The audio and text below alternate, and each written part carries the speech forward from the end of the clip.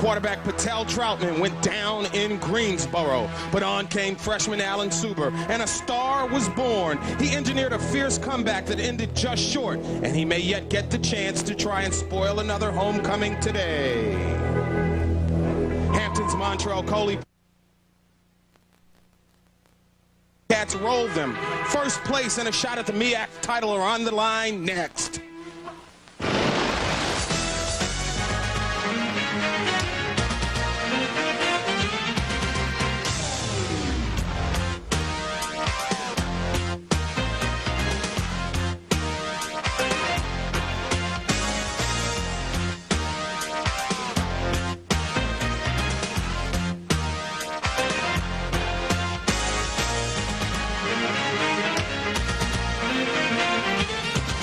It's the ultimate homecoming setting. The past, the present, and the future. Old friends and new friends. It's Hampton University. It's their homecoming game against Bethune-Cookman. Once beaten overall in the country, 7-1. Bethune-Cookman 6-2. The crowd is starting to gather. The reason why? It's a homecoming crowd, and that's Bethune-Cookman. They want to get back on the winning track after falling to FAMU.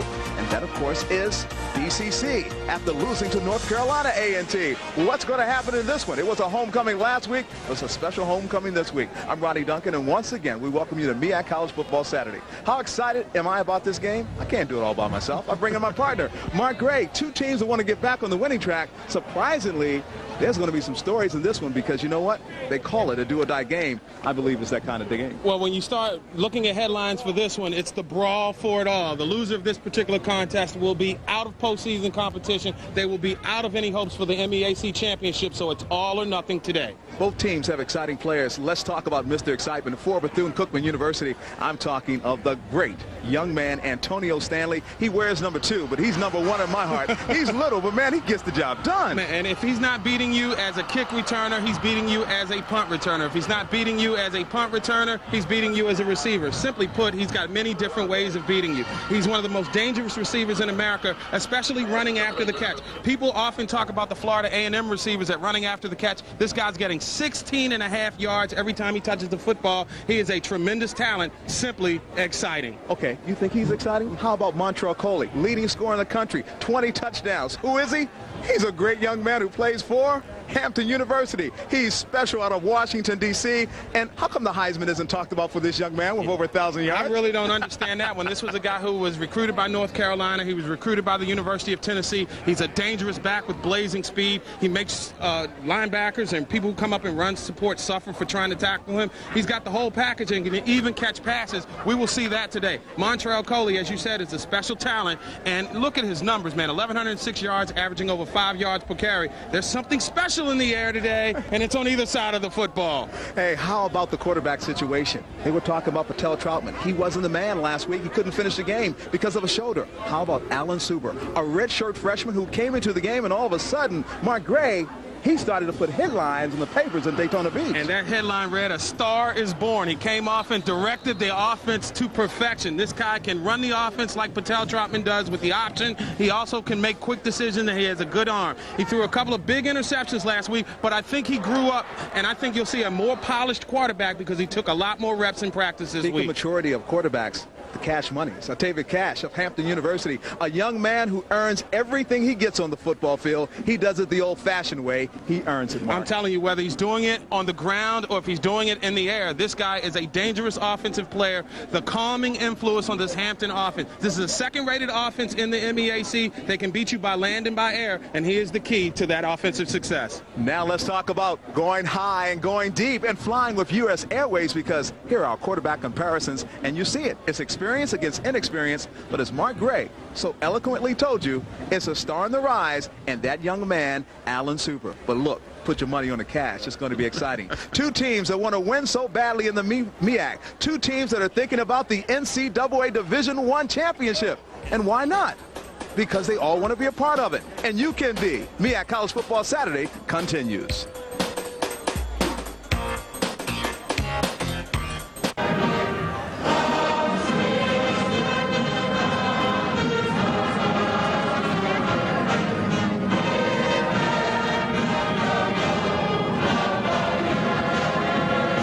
Come on, Hampton, and sing along.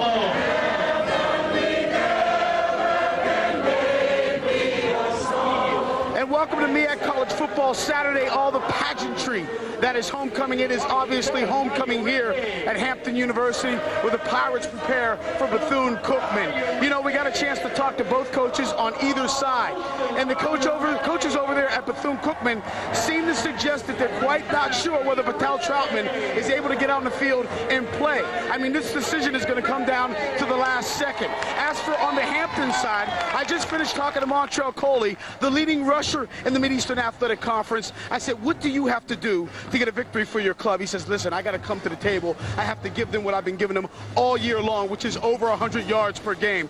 They tell me over here at Hampton that they want to set up the run with the pass. Oh, they'll run early on, but eventually they want to throw the ball downfield with the intention of moving those linebackers back and opening up some space for Montrell Coley. Back up to the booth, guys. Well, thanks a lot, George Johnson, our sideline reporter, MEAC College Football Saturday. Ronnie Duncan along with Mark Gray. Bethune-Cookman won the toss, so they have elected to receive the ball. That means that Antonio Stanley will be back there, and as they beat the drum, Antonio Stanley, number 2, is a young man who can put some excitement into this football game. Don't forget, coming up at halftime, it's the band show, and I'm looking forward to it. But can he be any more excited than what we're having going on in the stands right now? It is Kronk in the house at Hampton. I wonder, can you beat Kronk in Hampton? They do things a little bit different around here. It's homecoming 2000. Tellis Bolden is kicking the ball off and set to receive. Antonio Stanley picks it up at the 15-yard line.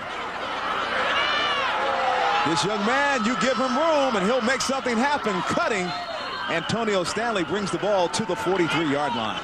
So a great job of getting Golden, great starting position. Now it's time for our United States Postal Service, and you can see Napoleon Joseph. And look at, of course, Jesus Sadui. He is also a fine offensive lineman. The other part of that offense, you look in the backfield, and you will find a guy like Mr. McCoy, and, of course, Eric Lash. I like him. He has 4.3 speed in the 40, and, of course, Antonio Stanley. The quarterback, it's going to be the young man who came in last week and started doing some great things, number 7, Alan Zuber. And there he is, showing that he is making practice looking perfect on the option. He's picking up, that is, where Patel Troutman left off. If he had on number 10's jersey, I would have thought it was Patel Troutman.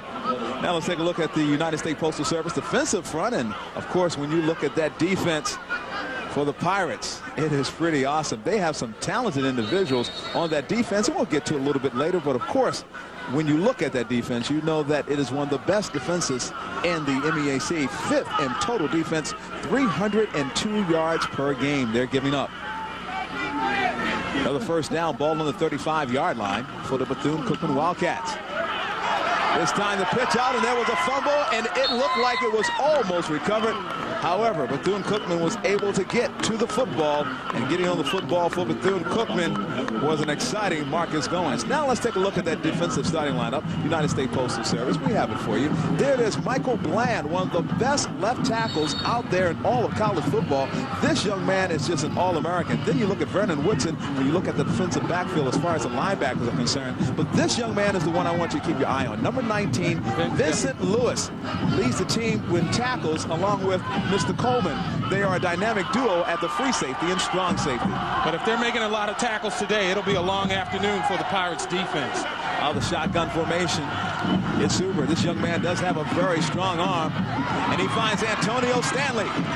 And Stanley brought down around the 23-yard line. Boy, that Zuber kid looks like he's definitely got some confidence after his experiences in Greensboro last week. Look, this is a confident pass, setting in the pocket with a little square in route to Stanley, and he takes it, as he does so well, running after the catch. This is an impressive drive by Bethune-Cookman to start the day. Consider the fact last week how he came into the game in the late stages of the third quarter, was able to get Bethune-Cookman on the scoreboard with a touchdown, but what I was told by the people down in Daytona Beach, Mark, he had a successful week of practicing with the first unit, and practice sometimes can make perfect. 1st and 10 from the 22-yard line.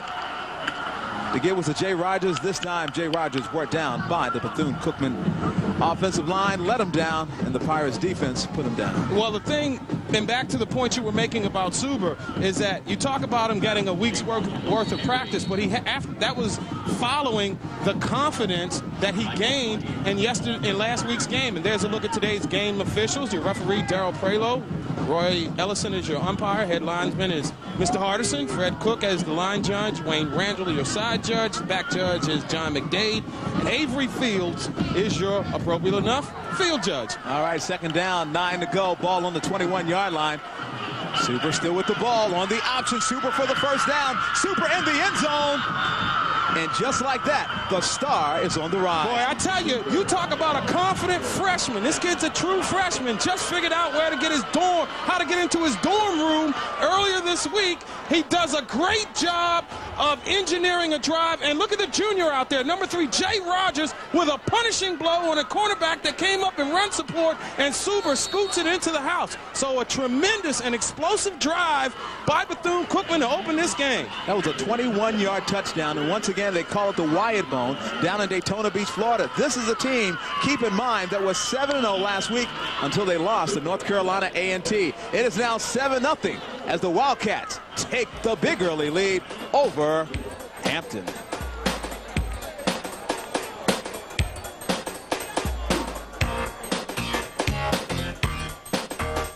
Has learned so well. I'm talking Alan Suber. A 21-yard touchdown, and that's why Bethune-Cookman currently has the lead. You see Mr. Kidd there ready to kick it off.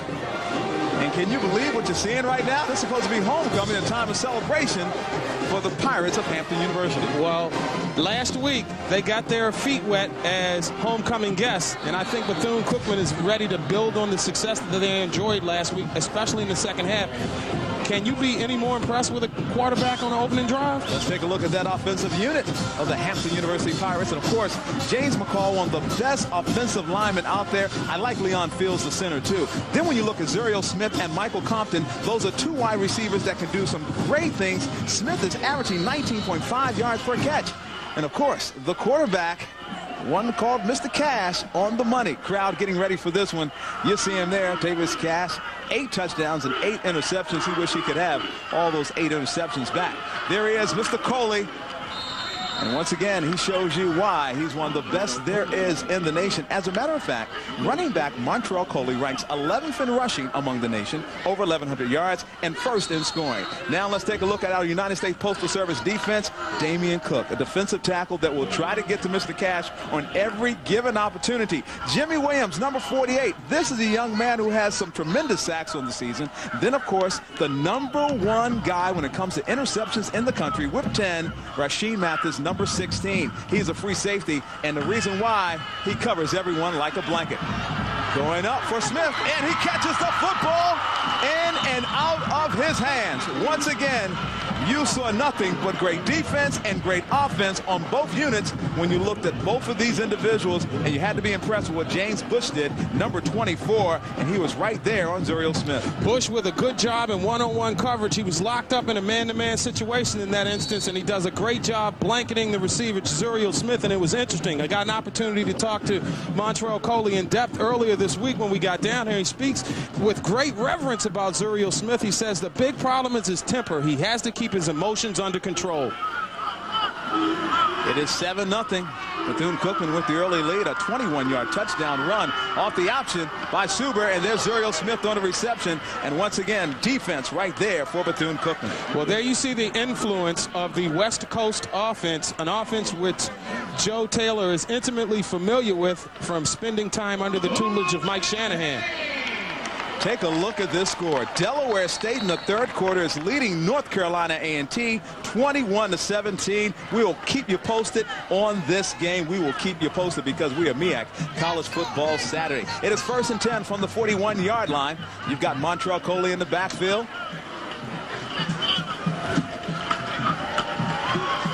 Give the Coley across.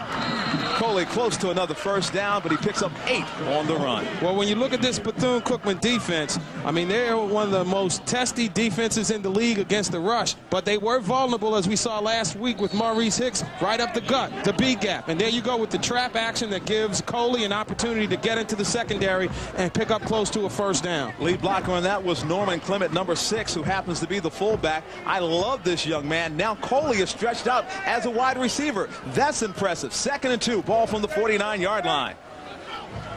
Crompton in motion. And they give to Clement for a first down. And once again, one thing Joe Taylor loves to do is run the football and take possession of that clock. He loves having clock possession and time possession in a football. He's one of the few coaches in this league that will script his first 20 plays or so. So right now, he's sort of sticking the jab out to see what the defense is giving him right now. And I'm impressed with the big nasties up front of Hampton. They're controlling the line of scrimmage, kind of reminiscent of what we saw early on in Greensboro last week. We can't overemphasize the importance of this game, a do-or-die game, when you have 4 teams that are among the top teams in the MEAC. Intended for Coley. There, trying to get another interception, would have been number 11 on the season, was Rasheed Mathis. Well, one thing about this kid, Mathis, people are talking about his 10 interceptions nationally. Did you know that already as a sophomore, he's only 3 behind the all-time career mark held by whom? You want a lifeline? His coach.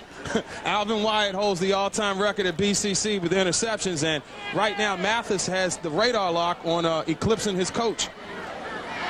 All right, it's 2nd and 10, ball on the 46-yard line. Cash is the quarterback. Crompton in motion. Lone backfield. And Cash still has the football, but Cash didn't fool anybody. Only himself on the play. And once again, that Bethune-Cookman defense was there to put it down. Carlos Lawrence, number 23. So I guess the ATM was out of cash. And there's the 2000 All-Groove Coach of the Year, Alvin Wyatt, in his 4th season. Outstanding job at restoring the glory to football in Daytona Beach. You know, he wears a star in his chest, but he wears the pride in his chest as well. And there he is, Joe Taylor. What 2-class coaches you have in the MEAC. Joe Taylor in his 9th season here at Hampton University.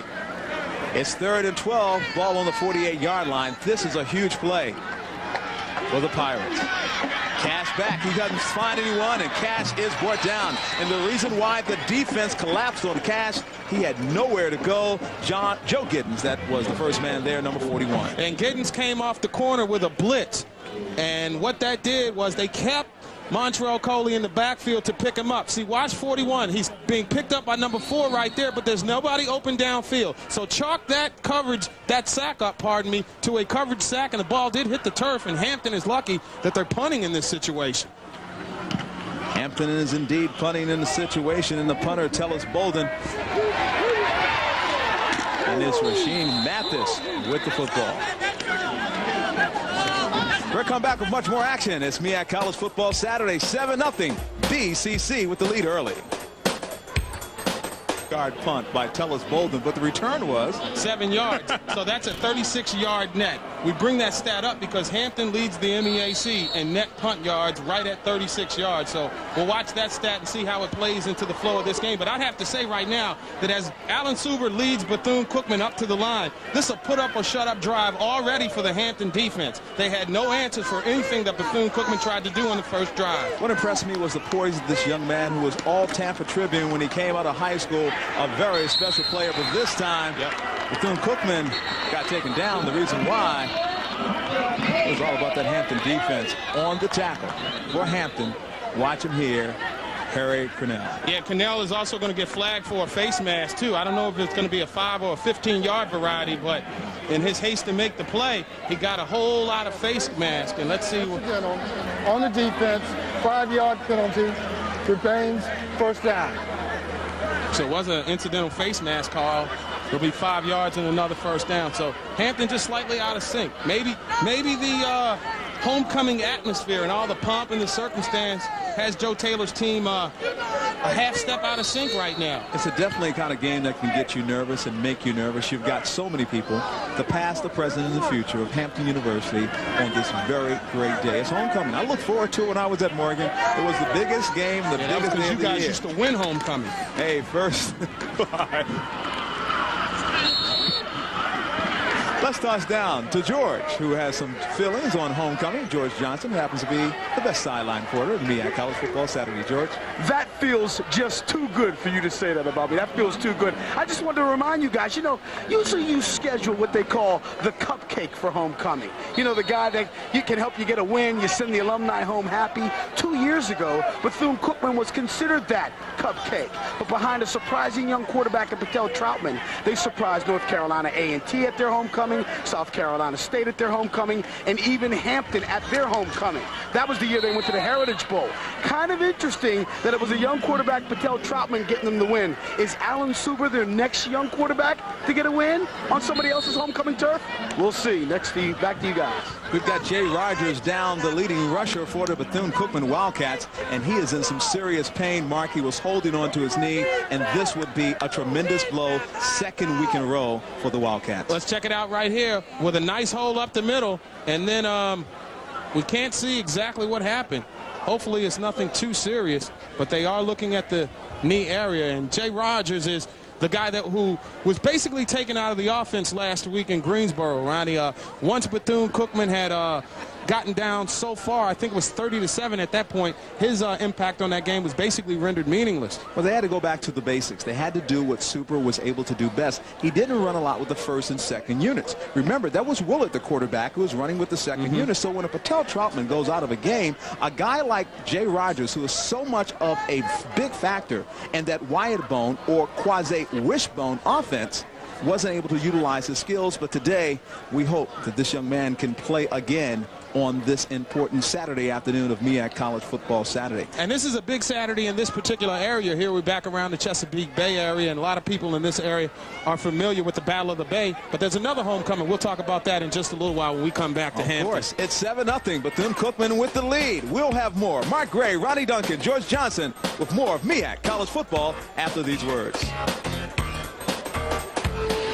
Football Foundation College Hall of Fame announces 2000 class of the National College Scholar Athletes. It represents 16 of the nation's finest college football student athletes. And this year, Hampton University's Michael Bland was promoted to that. Reason why? Mr. Bland was a hard-nosed defensive lineman, combined athletics and academics for a scholar athlete. Hey, just 6 blocks from the beach and right next door to the Virginia Beach Pavilion Convention Center. Nobody lets you mix business with pleasure like the Virginia Beach Doubletree Hotel. Stay there and enjoy. That's where we stayed, and I must admit, I've enjoyed my stay there. I've got to come back for even more of a vacation. And there you see number 96 right there, Michael Blue Bland. And to be eligible for a National Football Foundation and College Hall of Fame postgraduate fellowship, which goes along with that award, a senior or graduate student in his final year of eligibility must have a grade point average of at least 3.0 on a 4.0 scale and have shown superior academic application and performance, and also outstanding football ability as a first-team man, and that certainly epitomizes what student athletics is all about. I am so impressed with this young man and what they've done with him and other fine young men of the MEAC, and that's one of the purposes of what we should be doing on MEAC College Football is, of course, accenting on the very positives. Unfortunately, what you're seeing right now is a negative for the Bethune-Cookman Wildcats. And let's take a look at it one more time. Jay Rogers, an integral factor of this offense, a young man who leads this team in rushing, and he goes down, and it looks like it is a knee injury. The stretcher has been brought out. Situation. You can look at this game and address it as an elimination game when you consider North Carolina A&T, FAMU, Bethune-Cookman, and Hampton all vying for that championship. One mistake by either one of those 4 teams, and chances are their eyes will no longer be on the prize.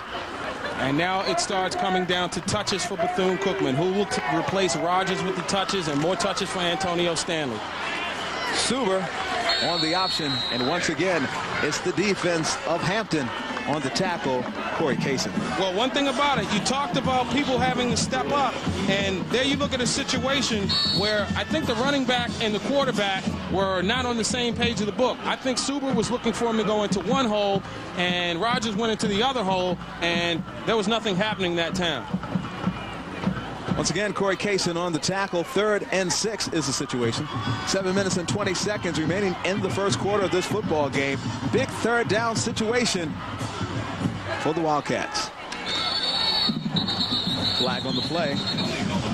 Might have been too much time, Ronnie. And we forgot to set that Marcus Goggins is going to be replacing Jay Rogers in the lineup. Dead ball foul, false start on the offense, 5-yard penalty, remains 3rd down. And that sets him back even further, a situation that Coach Alvin Wyatt doesn't want to see his team in at this time, but a situation because Joe Taylor is probably saying at least we're asserting ourselves more defensively compared to the first drive in which Super just basically went downfield uncontested. Super back to pass. Oh, what a block. Super for a first down. This young man runs with so much smoothness. He runs so effortlessly. That reminded me of that touchdown run he had last week. Watch this. Look at his block coming up as he breaks containment, and look at number 28. That's Marcus Goggins with a block right there that sprung him for the first down. That's the guy replacing Jay Rogers, and at least on that play, they don't miss anything. Watch this block. Number 28 is lining up on a linebacker. You think you got him? No, you don't. And on to the first down. Teamwork, baby. 11-yard run that time by Super. First and 10 from the 40. Super with a pitch out. George Johnson has an injury update on Jay Rogers. George? Fellas, Jay Rogers, what they're telling me is that he has a broken leg, a broken tibia. I said, fellas, how do you know it's broken if you haven't done an x-ray yet? They said it's not open, but you can see it sticking out. As he was being taken off the field, you saw him point at his teammates. He was screaming at them. They were screaming back at him. We got your back, baby. We got your back. Back up to you guys. Sometimes teams get a lift out of adversity. Kind of reminiscent of what we saw having to Tim Crumry in the Super Bowl with the Cincinnati Bengals. Of course, things didn't work out that day. And things didn't work out that time for BCC as the Pirates were all over it. Javon Henry that time on the carry, and he ran into a sea of blue. And the Hampton front 8, front 7 has got to really step up in containment. And when you're going against a Wyatt bone, which is a variation of this high-risk wishbone veer type of attack with some more passing into it, you have to stay at home. The burden of proof on this afternoon defensively will fall on the likes of Harry Cornell, Corey Kaysen, Vernon Woodson. Those are guys that will have to stay at home, stay in containment, and keep an eye on number 7. Super back to pass. Super goes to Lash and Lash for another first down. He is stopped at the 45. You just get the feeling at this point in the contest that Bethune-Cookman can do absolutely what they want to do offensively against the Hampton defense. This is set up. This play right here, which is a square out on the far side, set up by a couple of run plays a minute ago, and I am just amazed, marveling at the polish of a freshman who was thrown to the Wolves in Greensboro last week. He obviously learned, and he is a cool customer today. You know, we talk about a Stars born. He's just ice. 14 yards on the reception to Eric Lash, one of the fastest men in the MEAC this season. Out of the shotgun. And once again, it's that option play, but only a pickup of about 3 yards on the play for BCC. Once again, that was Marcus Goggins in there on the carry. And let's take a look at today's scoreboard. North Carolina A&T has come from behind to grab the lead in Delaware. Howard University and South Carolina State are tied. And, Ronnie, I had my eye on that game on the other side of the bay. You didn't want to listen to me. You didn't want to listen. You didn't want to listen. I love those Morgan Bears. 7-3, they're leading right now. Yeah, you love them because they're leading right now. If the game stops, they win. If the game continues, so there's no conclusion to it. Super back on the pass. That time he was going for Antonio Stanley out of bounds. And that was a heady play for him because he recognized he didn't have anything. And look at Alvin Wyatt. See, he's talking to his young redshirt freshman and saying, look, you didn't have anything. Be careful. Make sure you take care of the football. Don't forget, coming up at halftime, we've got our NUE band show. Very exciting halftime. It is homecoming here on the campus of Hampton University. I'm looking forward to seeing it. Of course, when you come to Hampton, you know, because Hampton will let you know this is the place they call home. In a rather reserved kind of way, though. Armstrong Stadium. Yeah. Absolutely. Not as boisterous and as intense as last week, but then kind of mellow, kind of smooth, kind of chilled. Timeout by the nice young man, Mr. Alan Super. He's called the timeout in the action on the field. You know the difference between homecoming at A&T and homecoming at Hampton? There's a keg of beer in the parking lot at A&T. Here, they're looking for bottled water. Perrier and the like. Mark Gray. You are something wild. But we enjoy you. We enjoy all your good times. This is what I enjoy about homecoming and about historically black college football. Watching the fans, listening to them. And it's so much fun because there's so much camaraderie. You know, you could go to Morgan, A&T, you could go to Bethune-Cookman, FAMU, but if you're part of that MEAC family, you see somebody out there at the airport, on the train, in your travels day to day, and you find out they went to an historically black college. There's a union, there's a bond, and people say, hey, are you going to homecoming? It should be a lot of fun.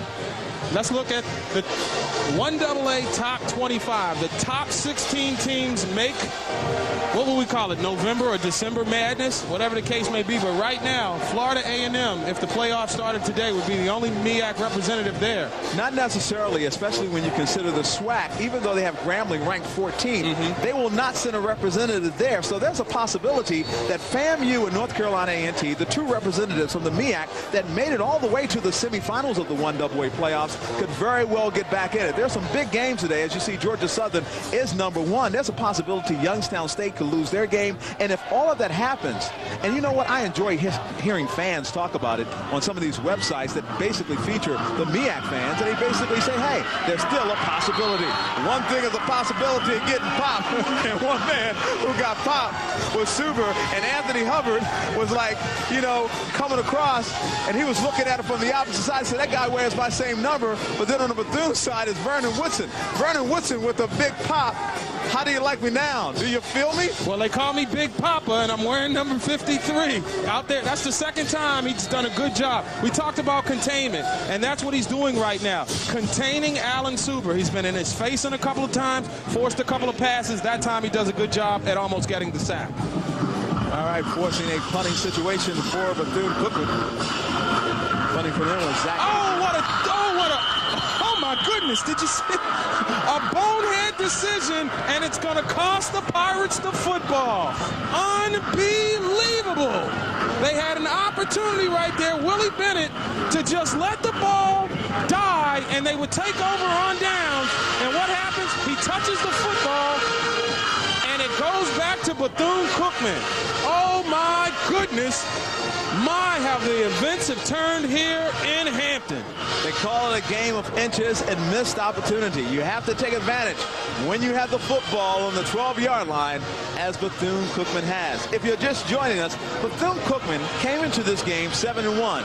Their only loss came last weekend against North Carolina A&T. They're putting everything in a redshirt freshman quarterback, Alan Suber. You see him there, number 7. And he can run that option.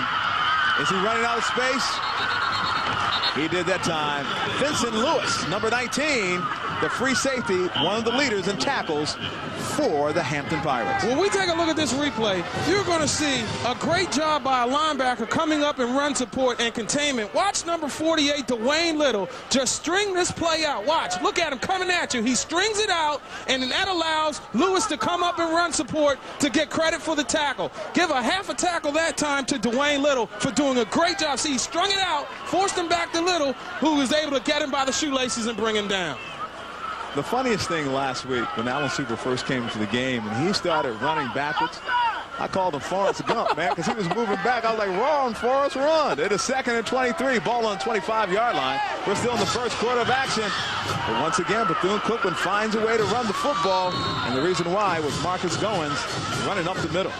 Just going at Hampton right up the gut that time.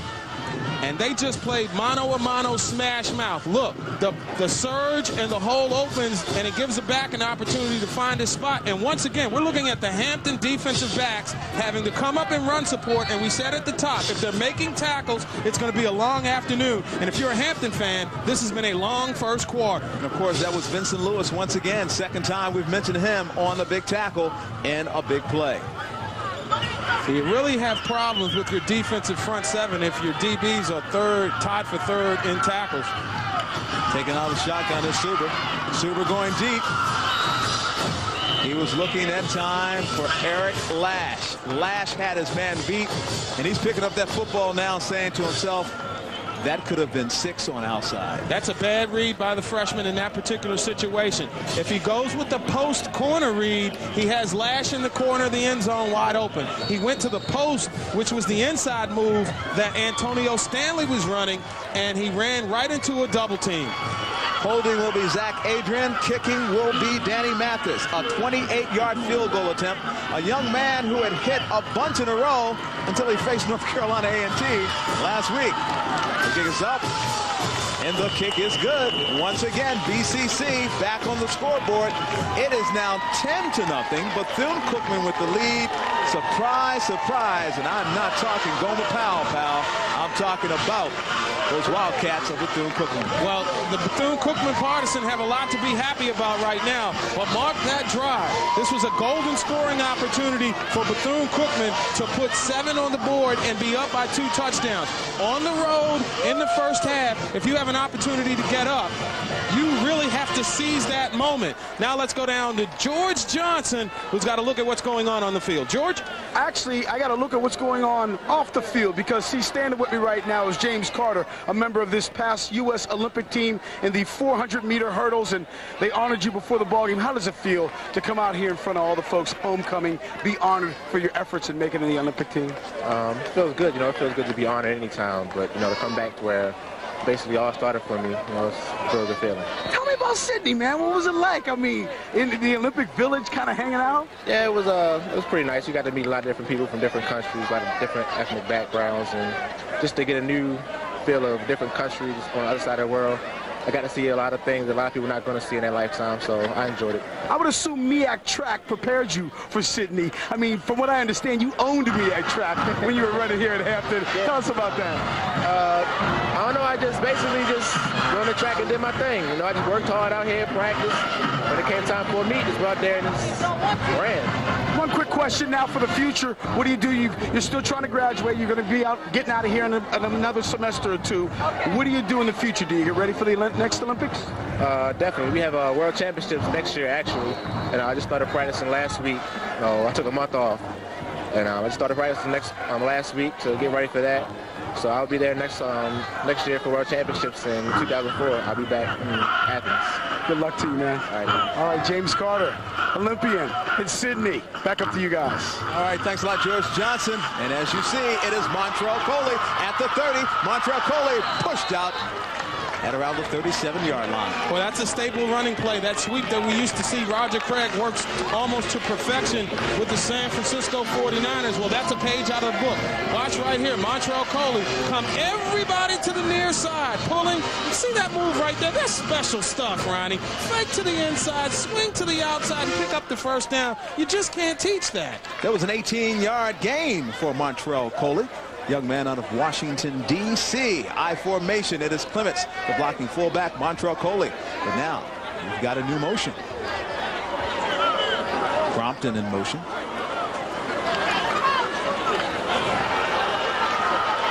Play action. Fumble on the play. Bush with the recovery, but yet the ball is still loose. And the ball belongs to Bethune-Cookman. Can you believe that? Yeah, I can. And what's happening right now is this game is really turning physical, and in the battle of physicalness, it is being won by Bethune-Cookman. Watch, Mathis tries to go for the strip, and then from the backside, I think that was Bush that got it. But Hampton right now is taking some shots, and they're coughing up the football, and it's ironic that the home team on homecoming is playing like a shaken visitors team. One thing to keep in mind, if there's any team that has a clear road to the MEAC championship, it has to be Bethune-Cookman. They have one loss. Of all the teams, they can control their own destiny. All they have to do is simply win out, and they win it all. They only have one conference loss. You look at everybody else, there are 2 conference losses. All they have to do is win out. Well, A&T only has 1 loss. Suter's in trouble right now. You see, the containment of the linebackers right now. Joe Taylor, for my money, is the best adjustment coach in the MEAC.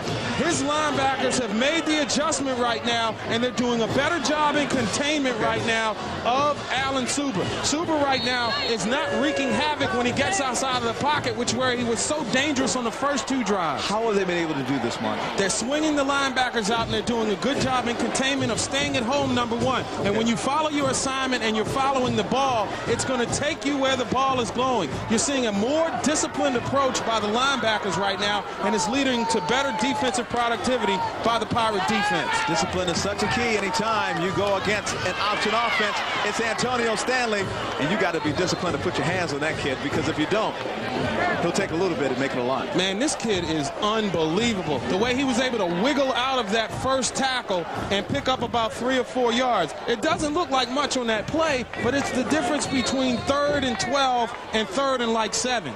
Less than 2 minutes to go in the first quarter of this game. Bethune-Cookman has the lead 10-0. Suber with a 21-yard touchdown early in this first quarter, and then recently it was a 28-yard field goal by Mathis. Suber still dancing around the pocket. He's going to have to throw this one away, and it's out of bounds.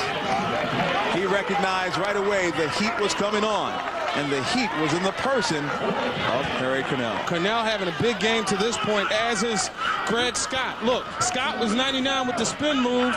You know, number 90 was also in there with some help, Damon Dawson, but at the very end, it was Cornell who forced the pass, and Bethune-Cookman has to give up the football. So Bethune-Cookman leads by 10. It seems like they should be up by 20, 30 points at this point, because it has been all Wildcats here in the first quarter. Zach Adrian joined the punting duties once again, and it is picked up by Bethune-Cookman. At the 48-yard line, Bethune-Cookman gets to the football, and the reason was bad judgment decision. You know something? He's got to make that catch. You know, guys are trying to make too much happen too early, and Willie Bennett, obviously feeling bad about the first goof-off, makes an even bigger goof-off on this fumble, and now Bethune-Cookman gets an opportunity, if nothing else, to once again beat on the on the Hampton defense. That was Hampton's Baker on the fumble recovery. You see the turnover situation, and it tells the story. Hampton has 3 turnovers. Now they must find a way to stop a young man whose confidence continues to grow, despite the fact that the offensive line has let him down the last 2 series in Suber. And Suber drops the football, but he recovers it right away. I think everybody around here has a case of the bobbles this afternoon. Maybe a little bit later start on MEAC College Football Saturday is taking everybody aback just a little bit, but nobody can seem to hold on to the football. First, Bennett has given it away twice, and now Suber on basically a bad exchange between he and the center. Anxious to see right now if Bethune-Cookman can go for a knockout blow. Now, we talked about... Bethune-Cookman has 1 loss, and they have that 1 loss in North Carolina A&T. So A&T still has that shot, but Bethune-Cookman. Antonio Stanley with the reception. Stanley for the first down.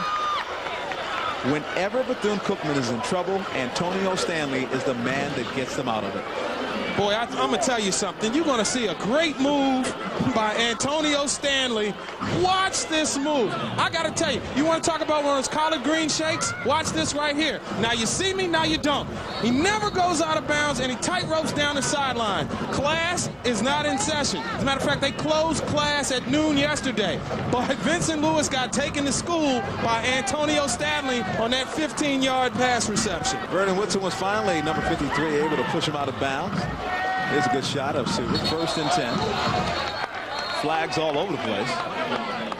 And you talk about the burden of proof and time to step up or what have you. I think this is an opportunity in the game for the BCC offense to step up. Most definitely. And because when you've got 3 turnovers on the road in a homecoming type of game, you have got to seize command. And if Bethune-Cookman doesn't get a touchdown here, you know, they're going to leave Hampton in this ball game, and we could be talking a totally different story in the 4th quarter. It's a huge drive, in my opinion, for the Wildcats. Ball on the 42. 1st and 15. Suber still with the ball. Suber carries across. Suber, look at him run. Effortlessly. This young man continues the tightrope, and he gets inside the 10-yard line. Oh, you gotta love him, baby. Hold me down. Did you see the move? Oh, man. There were 3 guys that had a beat on him, and he took them to school. Watch him explode here. Oh, and he makes it look so easy. It's casual. It's like he's going on a date. 3 guys beating down on him, and he goes into a second gear, and he looks like he's gliding on the turf, and he even works the sidelines. Do you get the feeling that Alvin Wyatt is not only teaching blocking and tackling, but also tightrope walking? We saw it on the previous play with Antonio Stanley, and now we see it with Alan Super, just outrunning 3 guys in containment. That's quality stuff. A 29-yard run. They say he stepped out of bounds at the 13. Boy, if you don't get a charge out of that, you don't like football. Marcus Goings. And we might have had a fumble here. Hampton signaling that they got the football. Ball may have been down. Let's see what the officials say. That was Marcus Goings, number 28 for Bethune-Cookman. According to most of the Bethune-Cookman players, at least by their response, they still have the football. So, and the officials are now holding up 2 fingers, so I guess that means it's second down. Alan Suber, incredible. Not that we're ready to quite turn the page on the end of the Patel-Troutman era, but wow, you look at who's waiting in the wings. Bethune-Cookman's not going to miss a beat next year. Not at all. Wyatt is put together, as I stated before, one heck of a football team down there at Bethune. Oh, it's a certified program now. Teams do it for 2-3 years. What he has right now is the potential for not rebuilding, but reloading or retooling. Obviously, when you talk about their success of the past, you think of Larry Little, the Hall of Famer, and the success he had down there at Bethune-Cookman. But Alvin Wyatt is going to redo those record books down there. Mark my words, he's committed to the program, and the program's committed to him. 2nd and 8. Suber still with the football, still dancing around. And look at him, Mark. MEAC, see you later. A 13-yard touchdown. He made it happen. He is so smooth. He's like butter through the end zone, baby. He just gets in there, and you take a licking, but he keeps on ticking. Well, like you said, like Whitnauer says, that is fat, Pops. I'm telling you, Alan Suber is having a fat first quarter. Watch this. Getting to the outside. You think you got me? No, you don't. This is a fat move right here. Cut on the dime, right into the center of the defense, and he just glides on into the end zone. He is so cool and calm under pressure. Yeah, Pops, it was fat. Can you believe that? Take a look at it one more time before we go to timeout. It is 17-0. The Alan Suber Show. A young man who says, you think you got me? I know you don't. You think you stop me? I know you won't, because 6 is on my side, and we will MEAC you later. That young man, Patel-Troutman, is watching his understudy all of a sudden become the leading man on campus at Daytona Beach, Alan Suber. A 13-yard touchdown run, a 21-yard touchdown run, and they're sitting on a 17-0 lead over Hampton. Hampton, after losing last week to FAMU, is in a position where they may lose for the 2nd week in a row. And if they lose, chances are they can forget about winning a MEAC championship this season.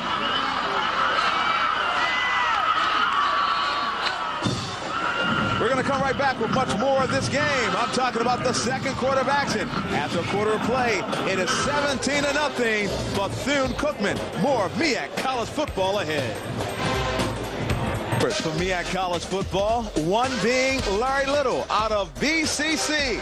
Not only did he play there, he went on to have a stellar career with the Miami Dolphins, was inducted into the Pro Football Hall of Fame, and later became the coach of the same Bethune-Cookman Wildcats. That's the Hampton Pirates. They're trailing right now 17-0. If you're just joining us, Ronnie Duncan, Mark Gray, and George Johnson on the sideline.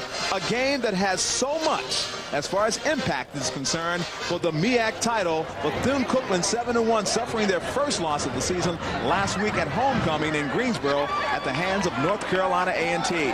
Cash is your quarterback. Compton is the receiver in motion to give to Montrell Coley. You see him cutting. He'll make you look foolish. He'll make you look stupid. He'll get a first down. Montrell Coley, a young man with over 1,000 yards this season and 20 touchdowns for the Bethune-Cookman Pirates. Well, I mean, not the Hampton Pirates. The Hampton Pirates. Well, one thing about it, you look at this hole up the middle, and I can run through a hole like this. Look at Clement with a great block on Oglesby, and he follows that block and just gets into the secondary. Mathis was able to get a hand on him, but then at the very end, they're able to contain him.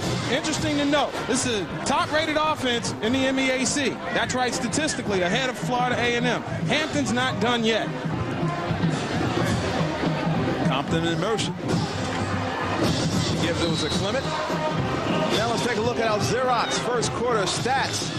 And it's simple. Coming to rushing, it's Bethune-Cookman. And one of the reasons why that young man, Mr. Super, first downs, 10, and turnovers, HU with the 3, and that has cost them in a huge way. Time possession is pretty easy. Bethune-Cookman had the ball most of the first quarter. Last week, it was Bethune-Cookman who was benevolent, giving the ball to North Carolina A&T, and I think giving them like 23 points. 17 points off of Bethune, off of Hampton turnovers. That's the story of this game thus far.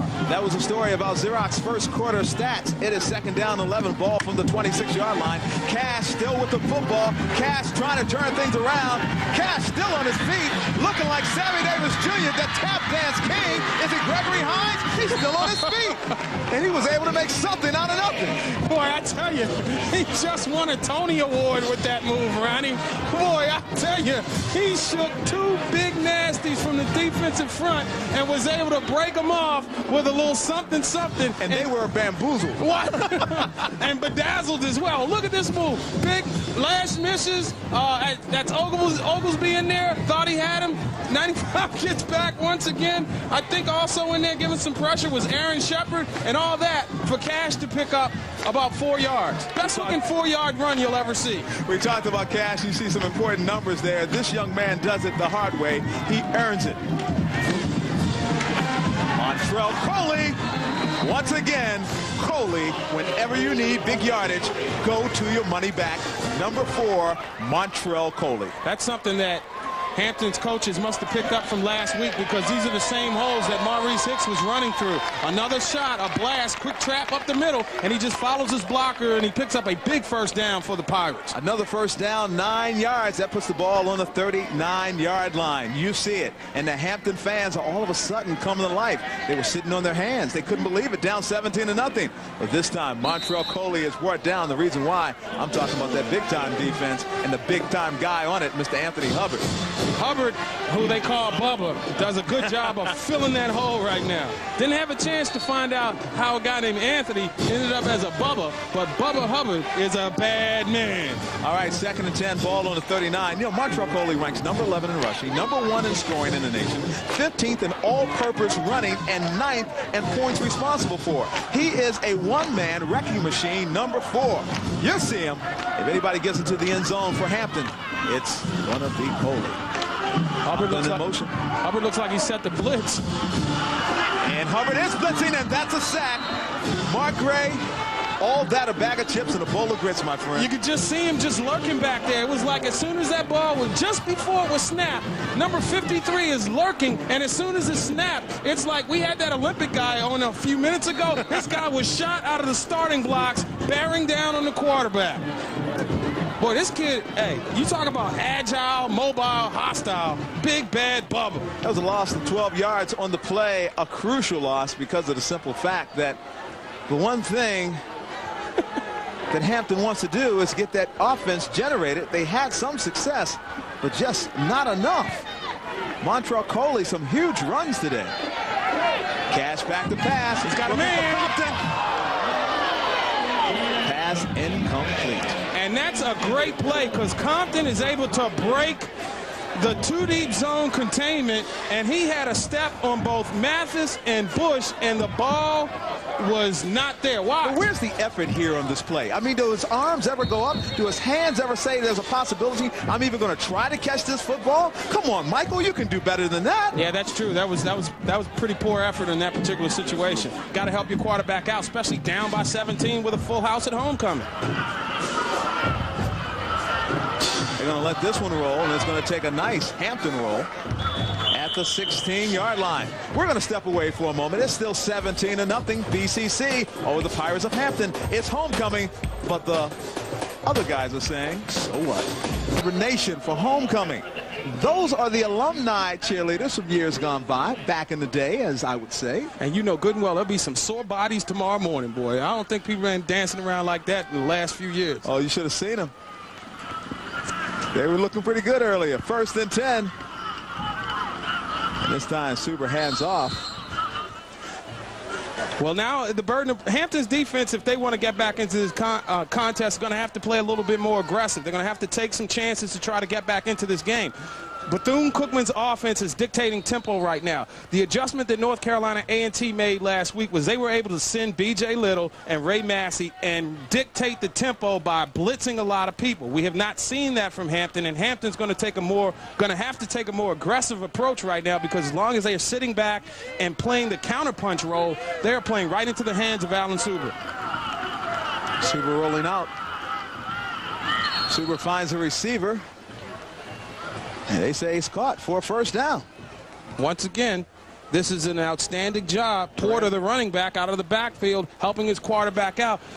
You know, that conservative defensive approach is just allowing Suber to check down in the context of the plays. That was his 2nd or 3rd read. It was a safe, quarterback-friendly type of play, and he's able to keep the chains moving. So nothing fancy. Pick up 8 yards, just keep those chains moving right now. And I'm just wondering, when is Hampton going to just peel off and start coming right now? Another 1st down, 1st and 10, ball on the 27-yard line. Suber still with the ball. Suber with the fumble. There it is. And it's picked up. Hampton all over it one more time. And who is it? It shouldn't come as no surprise. Vernon Woodson, number 53. Well, you knew sooner or later they were going to have to do something to try and stem the momentum, and they're able to turn the tide by forcing the quarterback Suber into his first mistake of the day. Vernon Woodson is having one heck of a game. He has been on so many key plays and big plays. Watch him here. It's all about staying in containment. That time, Greg Scott does a good job of coming up in support to draw the ball loose, and Cornell picks it up. Check that, Woodson picks it up. So a golden opportunity for the Pirates. Dash looking, Hubbard brings him down. Hubbard with a great job that time of coming on the blitz to disrupt the play from initially, and then the follow-up and get the sack. This is just a relentless pursuit of the quarterback by Hubbard. And Bubba has Mr. Cash thinking about him. And you look at Hubbard leading the team by 11. I mean, you just think about that and make up 43 this fivesome, if you will. Look at this. When you look at Hubbard, 3 sacks, Williams 6, and of course you had Bags down there with 8. Well, the ATM has been closed, and as far as the passing game is concerned, for Mr. Cash, and Hubbard is a main reason. 9 minutes, 40 seconds left to go just before halftime. Don't forget, we've got our NUE Banjo coming your way right here on MEAC College Football Saturday. It'll be 3rd and goal for the Hampton Pirates, and Cash has to take advantage of the opportunity that has been presented to the offense of the Hampton Pirates. Where's Uriel Smith? I think we've seen one attempt in his direction this afternoon. We haven't seen the big tight end either. These are opportunities right now for Hampton to continue, and they are a very efficient team in converting 3rd downs. Backfield of Clements and Coley.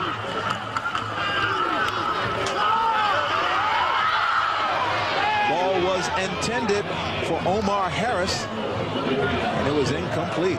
Boy, there was a whole lot of contact going on down there at the very last minute, and Hampton is going to have to try a field goal. So Bethune-Cookman's defense, the underrated defense, the 2nd-rated defense in the conference, stepping up big to stem the tide here early. Tellis Bolden, number 21.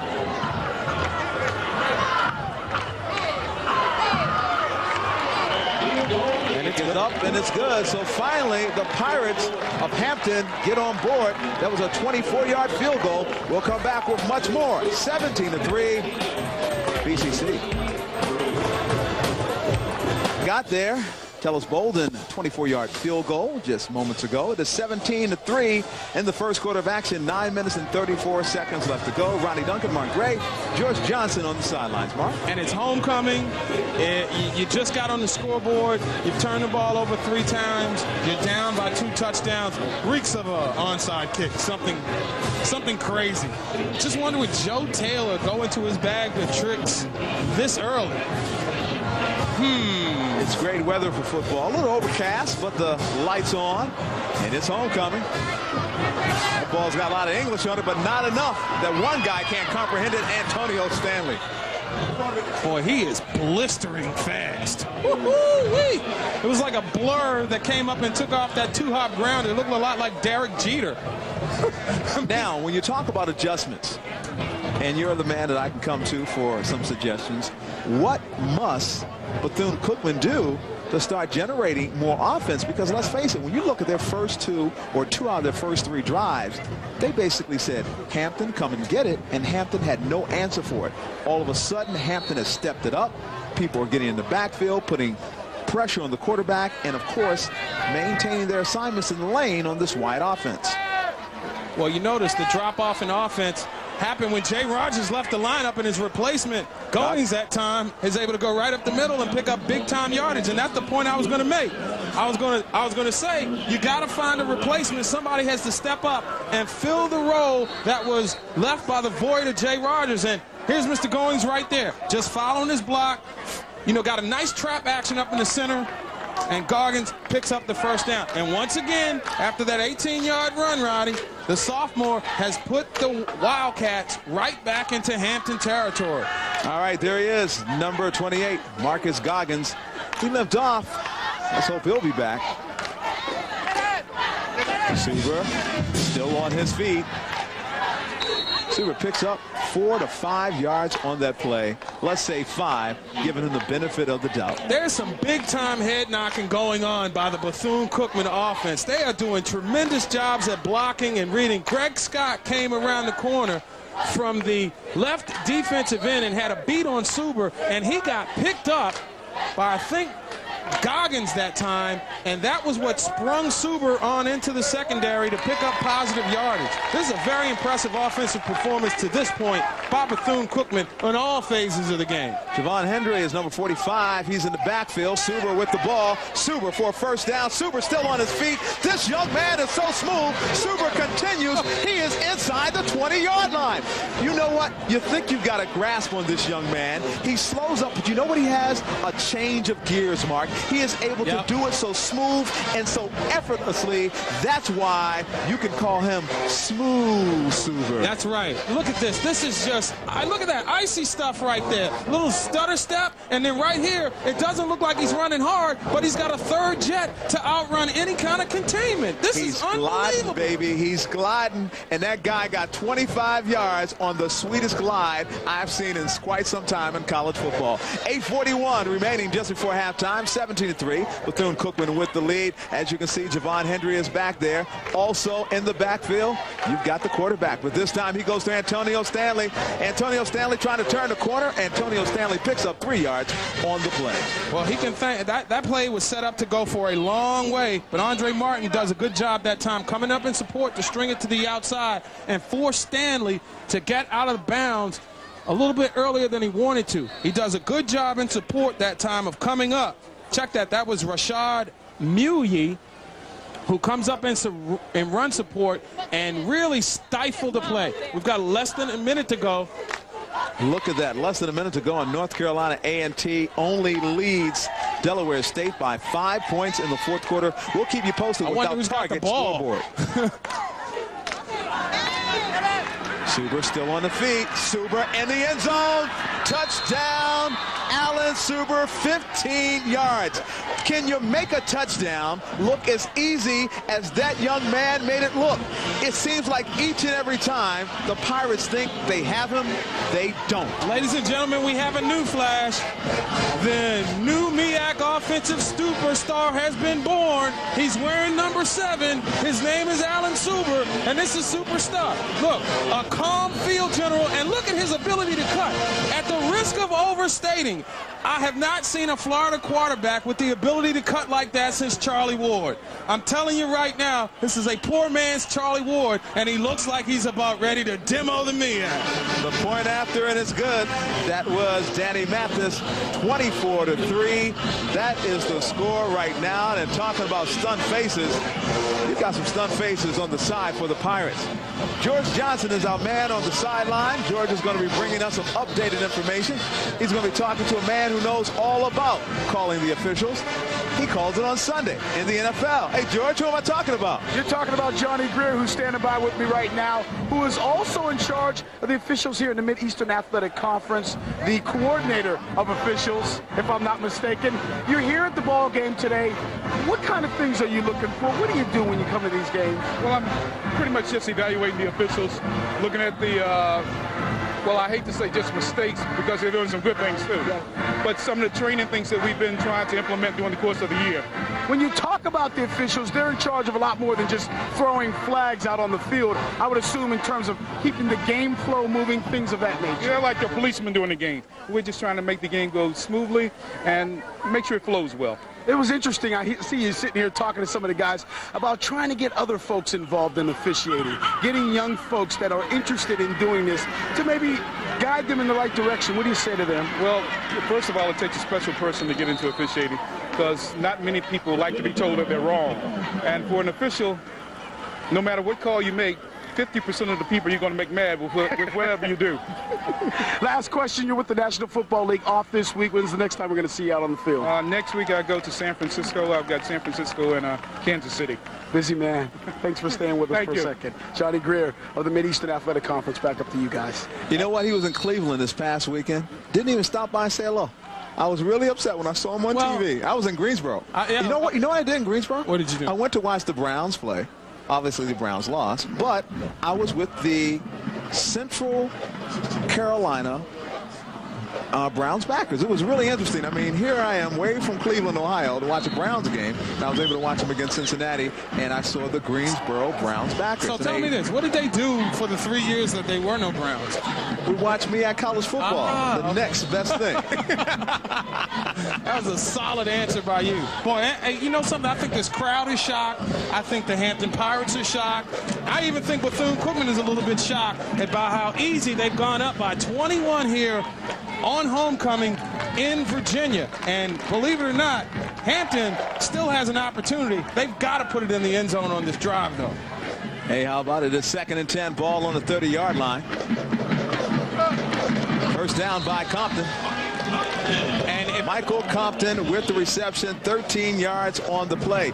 You know, Donnell, what's the guy that has a song? Is it he's hometown? I mean, he's not hometown. Donnell Jones? No, not Donnell Jones. Carl Thomas. Oh, he's here tonight. He's here tonight. Yeah. You know, I'm almost sure Hampton is saying right now, we wish we never played them. You know, he has a hit song out there. I wish I never met her. We wish we never played him. It's 24-3 right now. Is this homecoming supposed to be about?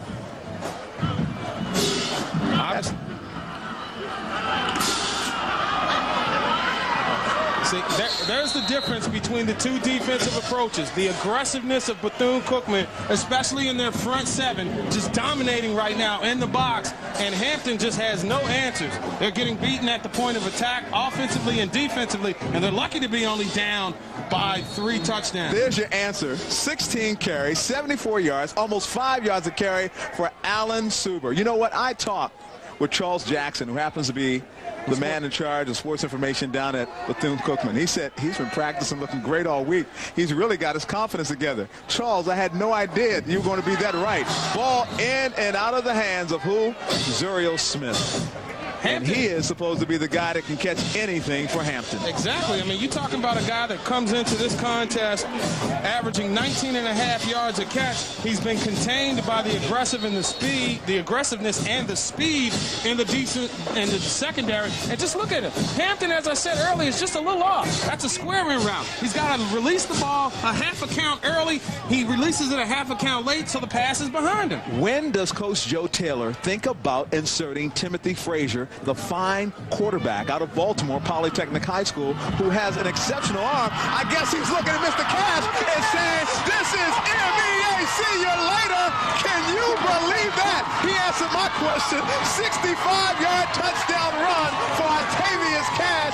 And he says, you know what, Mr. Super, if you can make it look smooth, I can make it look better, baby. So Cash takes Hampton to the bank, 65 yards, coming right at you. Look at the great block that time, up the gut, number 75, James McCall, and once he blasted the center of that area, it was a foot race to the end zone, and Cash takes it to the bank, and we've got a game here in Virginia. It's Cash money, baby, and it's up and it's good. The point after right now, at one time it was 24-3, try 24-10. A 65-yard touchdown by Octavius Cash, and he is on the money, honey, coming right to you in your living room. We'll come back, MEAC College Football, with more.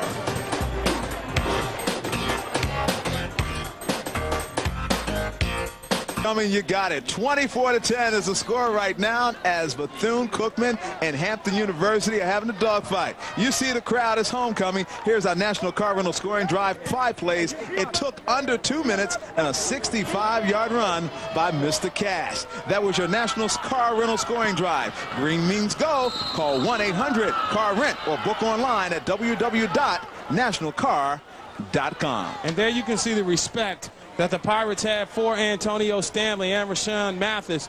They are not letting either of those talented return specialists have any opportunity to take it to the house this afternoon. Well, you know, you don't want to give away that momentum. You know what? Maybe I should have talked about Timothy Frazier coming to the game a little earlier for Hampton University, because the minute I said something about Timothy Frazier. The receiving team would take the ball at the 35-yard line. First down. All right, that's our head man out there, Mr. Parlow. But let me go ahead and say this. I started talking about Timothy Frazier, and Timothy Frazier looked awesome in the Delaware State game that we saw. As a matter of fact, you and I walked away saying there's a possibility this young man is definitely the future. Joe Taylor liked him a lot. They even thought they had a quarterback controversy. The one thing you can say about Cash, he is a young man who says, this is mine, and I'm not giving it up without a dogfight. And we talked about him at the beginning of the game, Mark. I'm not trying to make up for the words in which I mentioned, but let's face it, this young man fights so hard for everything that he's earned. That's a great job in support. Boy, what a play that time. Hampton, we talked about discipline and staying at home. Dwayne Little does a good job of effectively jumping his coverage, and you often talk about, well, we've got some shocking news getting ready to come out of Dover, Delaware. There's some sad people. Delaware State won 46-45. North Carolina A&T right now is going to be thinking maybe we're out. Now, what happens in this game? The party's over. I can tell you right now. You see that team that currently has the ball? Things must end. Bethune-Cookman, all they have to do is win out. A&T's dreams are over. They'll sing about next year once again. And maybe they just got the news, too. That was Mr. Porter on the run. Turn Porter. Porter takes it right up the middle. And the holes are starting to open up. But getting back to the MEAC championship, this is the way it looks out. Bethune-Cookman wins tonight. They can win and win out, and they will win the MEAC championship. And then that poses even a bigger problem when you talk about the Division I AA playoffs. Because right now, Bethune-Cookman is down. They've got to find a way to move up. 7-1 on the season right now. They can make it 8-1 if they beat the Hampton Pirates. Antonio Stanley on the reception. Stanley twirling. Oh, man. And he twirls for a first down. And you can move those chains. Antonio Stanley. Sometimes nicknames are given out, and sometimes people never live up to the nickname. Antonio Stanley is Mr. Excitement. Ask Rashad Muhi, number 7 right here, who's Mr. Excitement. Look at him. He's out there one-on-one, and he just got taken to school once again. Well, the score just went up here, and people could not believe what they saw as Delaware State, a team with Rashawn Matthews, a team with Denarian McCants, offensive talent, and they put 46 points on the board against 45 for North Carolina A&T. Yeah, but what happens is, you know, people around here enjoyed that score a great deal because A&T comes in here next week, but Hampton's got a tall order to make that game next week mean something all of a sudden. So between what happened in Dover and what's happening here right now, well, it definitely changes the impact of, it could change the impact of next week's MEAC game of the week. 24-10 is our score, 4:18 remaining just before halftime. It'll be interesting to see right now if Hampton, who does a good job on the first few plays of this series, if their defense can step up right here. 2nd and 9. Super still with the ball. First down. Super still on his feet. And he's finally brought down at around the 39-yard line. Watching Alan Suber right now is a lot like watching an off guard or a small forward who's just taking the opposition at will to get to the rack. They simply can't stop him. You know, at the risk of biting off of one of the guys at the worldwide leader, you can't stop Alan Suber right now. They can only try to contain him. His confidence has grown by leaps and bounds. Oh, no. He came in pretty confident yet last week. Right now, he knows he can get it done. It's more than just confidence right now. He has a sixth sense, if you will. And I think he feels he's the dominant player on the field right now, and certainly he is. Ball on the 37-yard line. Short gain for Bethune-Cookman. Anytime that he wants to go to the outside, does Suber, it seems to work for him. And I just get the feeling right now that that dive that they're using is just to suck the linebackers in the front seven into believing, or just to keeping them honest so that he can get to the outside. Well, let's look at it this way, getting back to the MEAC championship and the possible champions. Coming into this game, it was logjam. You had Bethune-Cookman, FAMU, North Carolina A&T, and Hampton. Right now, Hampton is losing to Bethune-Cookman. You see it. So if Hampton loses, their chances of elimination are out. However, the one team that could also hold the trump card in the destiny is FAMU. If FAMU beats BCC in that final game of the regular season down there in Florida, guess who takes it all? FAMU. FAMU. So right now, and as I stated before, Bethune-Cookman holds the destiny card. They control their own destiny. Win out, it's all academic, baby. We win it all. However, if FAMU does what they're going to do, it's going to be different. We got another shocker on our target scoreboard. Let's put it up. It's not over yet, but the Morgan State Bears may win their first conference game.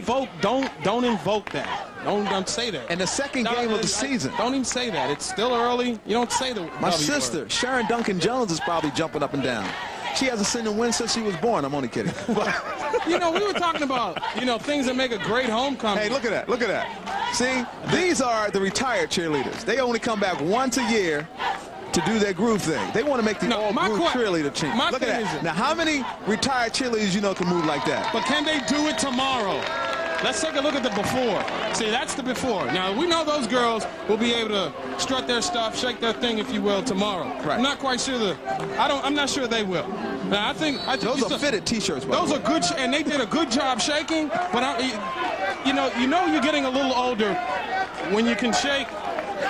Now that's before, and this is after coming up right here. See, you know you're getting older when you can do it and you can still get it done, but you can't do it for as long. They can't do it for as long. Hey, they still look good to me. I'm 42 years old. I can go with the flow. It's 3rd and 8. Ball on the 35-yard line. Super back to pass. Super going deep. He was going for Eric Lash, and there was a collision there. He got slowed up. Well, that was a post pattern that time, Ronnie. And when he broke off to the post, Wilbert Hill was in there in coverage, and he just happened to get in the way. And that worked to Hampton's benefit right there. 2 minutes, 35 seconds remaining just before halftime. Watch. The fake to the flanker screen, and then it's going to go on the post pattern right down the center of the field. And you see the defensive back that time just got in the way. Check that. That was number 19 for the Pirates in coverage, Vincent Lewis. So my bad on the missed call, but Lewis does a good job of just getting in the way that time of Lash to disrupt that play. All right, Zach Adrian will be your punter.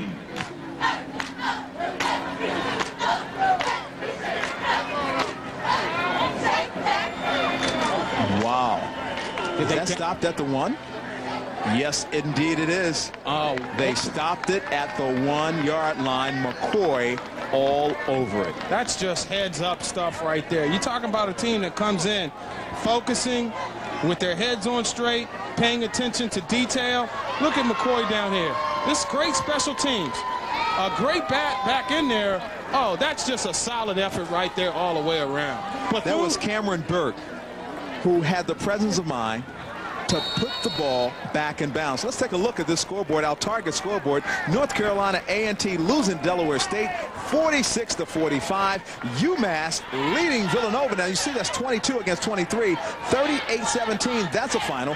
Also look at the Richmond score, beating Rhode Island 13-10. A final, Youngstown State beats Hofstra 42-35. I knew that was a big game for the Penguins of Youngstown State. Once again, the Pirates go to that sweep action, and they are, you know, Coach Taylor, when he goes in at the half, he'll tell his team two things. We got to hold on to the football. This is a sweep. Bethune-Cookman does a good job turning him inside. And was that Bubba Hubbard once again? That was Bubba Hubbard once again. All over it. Ever-present one. Bucking for, you know, he's having an all-groove game. It's all about TV time, man. It is. Got to get that face time. You know, when we doing stand-up, you want to talk more than me? It's like Bubba Hubbard. He just wants to get more TV time than both of them. But you know who gets the most TV time? Alvin Wyatt. Nope, George Johnson. Yeah. He gets full body.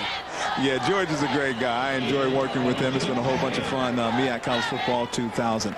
We're winding down this first half of football action, and it's been an exciting one for Bethune-Cookman. If you're just joining us, I'm sure you know the story of Bethune-Cookman, and that guy has to be pretty happy. Alvin Wyatt, the reason why. Well, look at him. Look at, does that look like a happy guy right there? He's going to be happy at the end of the game. Right now, he's still only in up game 2 motion. touchdowns. That's okay. Maybe that's not enough for Alvin Wyatt. But if you just joined us, Alan Suber, the fine young redshirt quarterback, has accounted for 3 touchdowns in this game. 24-10, Bethune-Cookman with the lead. Cash deep in the end zone. Cash better get out of there. There'll be a safety. He gets rid of it.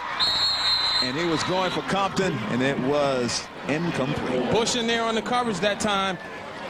That time, Cash was just, you know, throwing that ball away for dear life. And Bethune-Cookman right now has done a good job. The speed in their secondary and their linebackers right now really dictating the flow of this game. But it goes back to the special teams play, Mark Gray. If that play has not been made, putting them on the 1-yard line, it gives Hampton an opportunity to do something with the last possession of the ball before halftime. However, you see what's happening right now. Tellus Bolden's got to kick that one, and they don't want it to go to Antonio Stanley, so it goes to Rasheem Mathis. Mathis still on his feet. Mathis trying to turn the corner. But you know what? It has been a game of 53s. Every time you turn around, if it's not 53, Bubba Hubbard on one side, it's 53 for Hampton. And this time, I mean, it's so amazing sometimes when you see the mere fact that a Vernon Woodson has covered so much ground on this game, be it special teams, be it from the linebacker position. Vernon Woodson has played huge for the defense of the Pirates. All right, minute and 20 to go. Ball at the 30-yard line of Hampton. Hampton has any designs whatsoever on winning this game. They cannot even give up a field goal in this situation. They need to send 11 people for Super. Well, here's the deal. I don't know, coaches don't like to designate one player as a spy. But right now, I don't think Hampton has enough speed defensively to check Suber, and somebody's got a spy on him. You talk about some good ball work that time. No, you talk about being lucky that time. That's exactly what happened. Jason McCoy drops the football. It bounces back into his hands, and Jason McCoy is able to pick up 5 yards on the play. Well, after last week where everything seemed to go wrong for Bethune-Cookman, they're getting all of the breaks today. Bad pitch. Well, actually, it was a good pitch, and it was handled badly by McCoy, who gets a break as the ball comes right back to him, and he barrels his way close to another Wildcat. He picked up 9 yards on that play. That makes it 2nd and 1 from the 22-yard line. That's not a bad play. Not at all.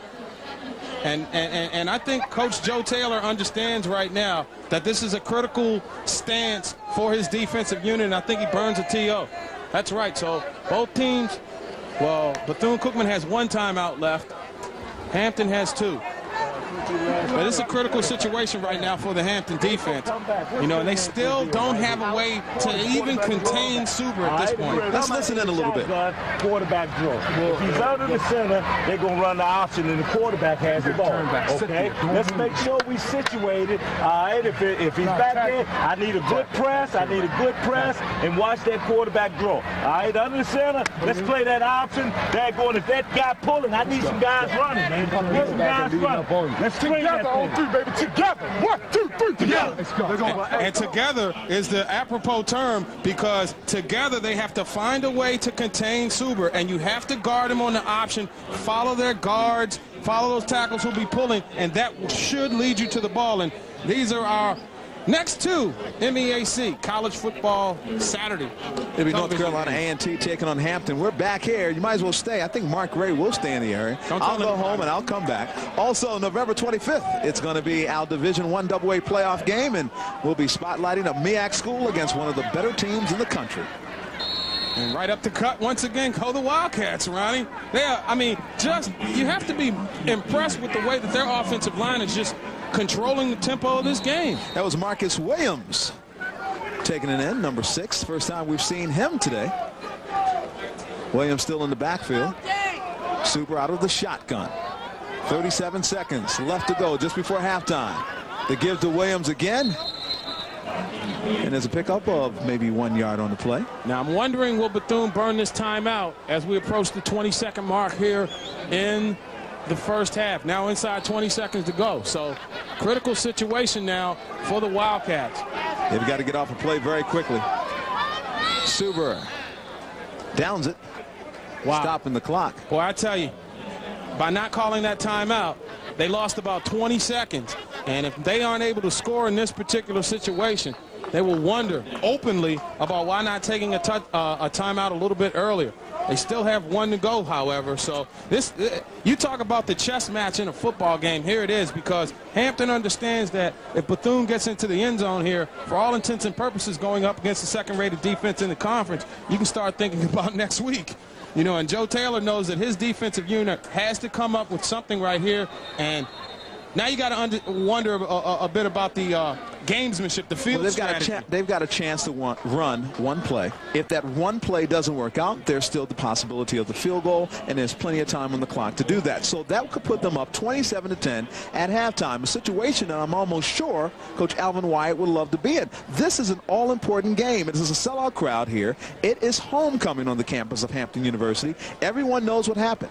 North Carolina A&T losing today to Delaware State, but we shouldn't be surprised because we saw that team. That was our first MEAC college football game of 2000, and we recognized right then and there they had some offensive weapons. You're absolutely right. We talked openly after the game, you and I did, about how Delaware State was going to be the thorn in the side of some contender this year. We didn't know if they were going to knock off a Hampton, which they weren't able to do, or Bethune-Cookman, which they were not able to do, but they came along and they got North Carolina A&T. You can see that, you know, all the ingredients were in place for that one. I'm sure A&T was looking ahead of Delaware State, looking for this game for all the Mark, what this speaks of is the strength of the conference. On any given Saturday, your behind is not safe. It's just that simple. It is. If you come along half-stepping, you just may get clocked. Suber rolling out. Suber looking. He found him! In and out of the hands of Antonio Stanley. Rashawn Muhi does a great job drawing the ball loose. It was in the hands, but number 7 comes along, and he drills the receiver, and he puts it on the turf. And I think Coach Wyatt now, with a little bit more than 5 seconds to go, is going to have to go for a field goal. Here you go. Suber coming here on a half roll, has his receiver, tries to split the double coverage, and right there, he is clocked by Muhi. See, look, ball's in his hands. Great look, guys. And then jarred loose at the very end by number 7. So both Vincent Lewis and Muhi in there on the stop, and BCC has to try the field goal. This will be a 19-yard field goal attempt by Danny Mathis. And it's good. That will make it 27-10. And all of a sudden, homecoming is not the celebration everyone thought it would be on the campus of Hampton University. Some sad Pirate fans. They call themselves the real, the true HU. right now, it's a sense of mistaken identity. Well, you know, I think folks around here are a little shocked. I think the team is shocked right now, but Hampton has been their own worst enemy this afternoon. They have put the ball on the turf 3 times. It's led to 17 big points for Bethune-Cookman, and that's why the Pirates will really test the leadership and the adjustment ability of head coach Joe Taylor. And I'm just wondering, can you stick them here? Let's go to Joe Taylor with Al George Johnson. Joe?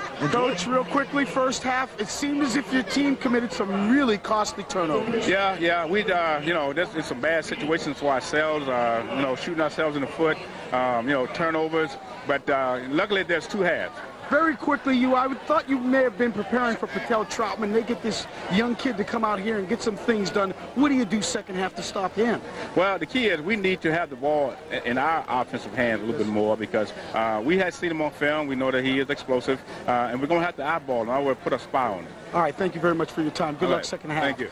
That's head coach Joe Taylor of Hampton University. Let's send it back up to the booth. You know, Mark Gray talked about having a spy. And Joe Taylor says he's going to find that spy. We'll come back with much more of MEAC College Football Saturday, 27-10 BCC.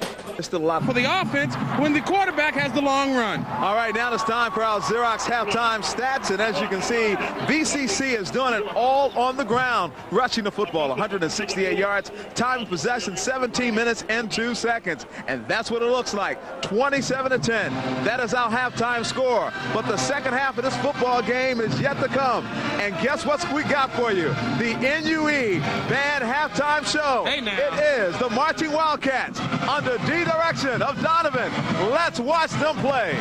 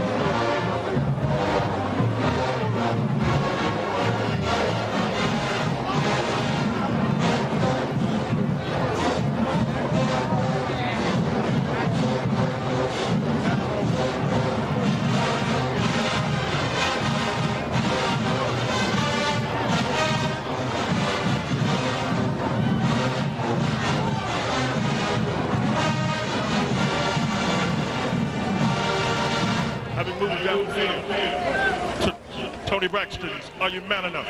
These are the 14-karat gold dancers. Gentlemen, are you man enough?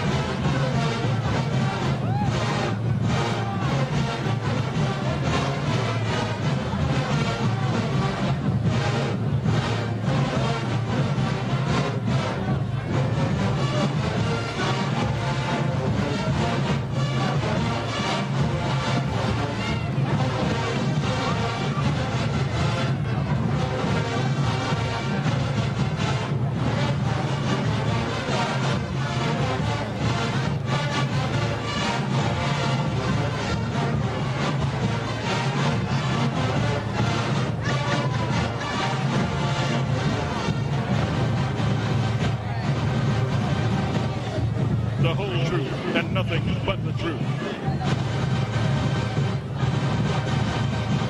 14-karat gold dancing.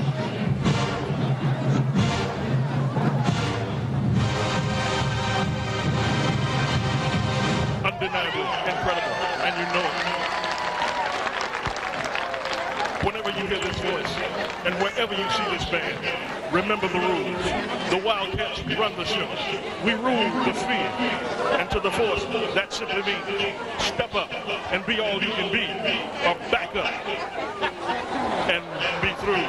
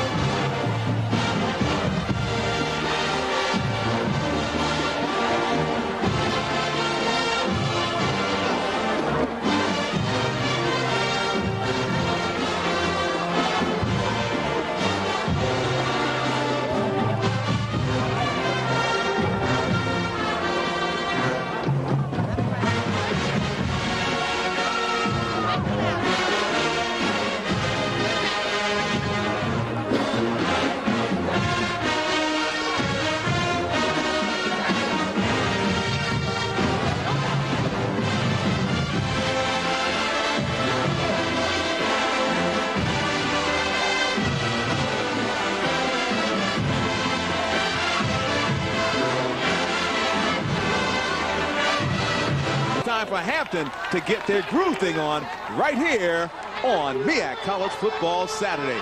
Here comes the marching force.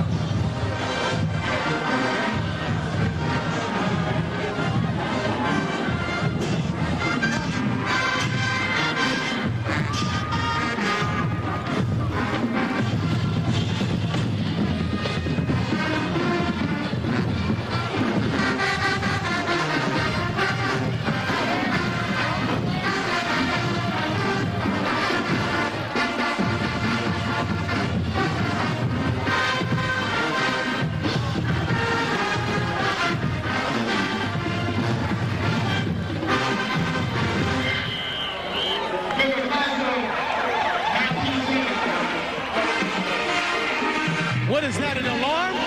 It must be an 8-alarm fire. Ladies and gentlemen, it's Ebony Fire for the class of 1974 and 1975. Break out your platform shoes, your bell bottoms, and your afro puffs as the band goes back in the day while we feature the Ebony Fire with Captains Aaron Cabell and Jessica Cawthorn and the 2000 edition of Ebony Fire dancing to the Ohio Players Fire, arranged by Al Davis.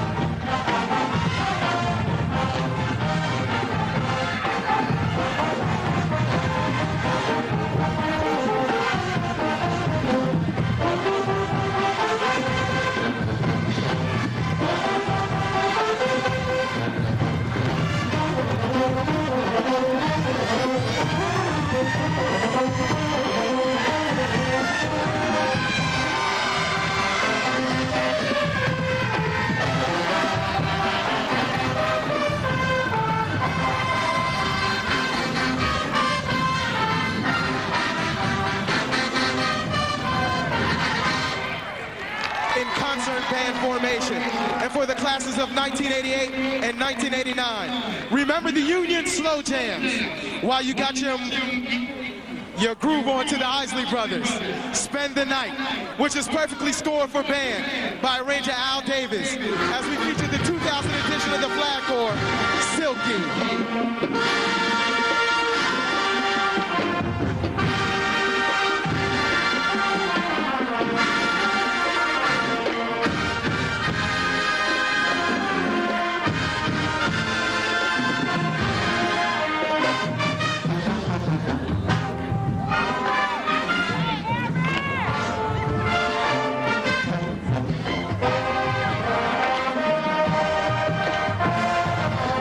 With Mark Gray and George Johnson, our sideline reporter. Talk about shaking fast and watch yourself.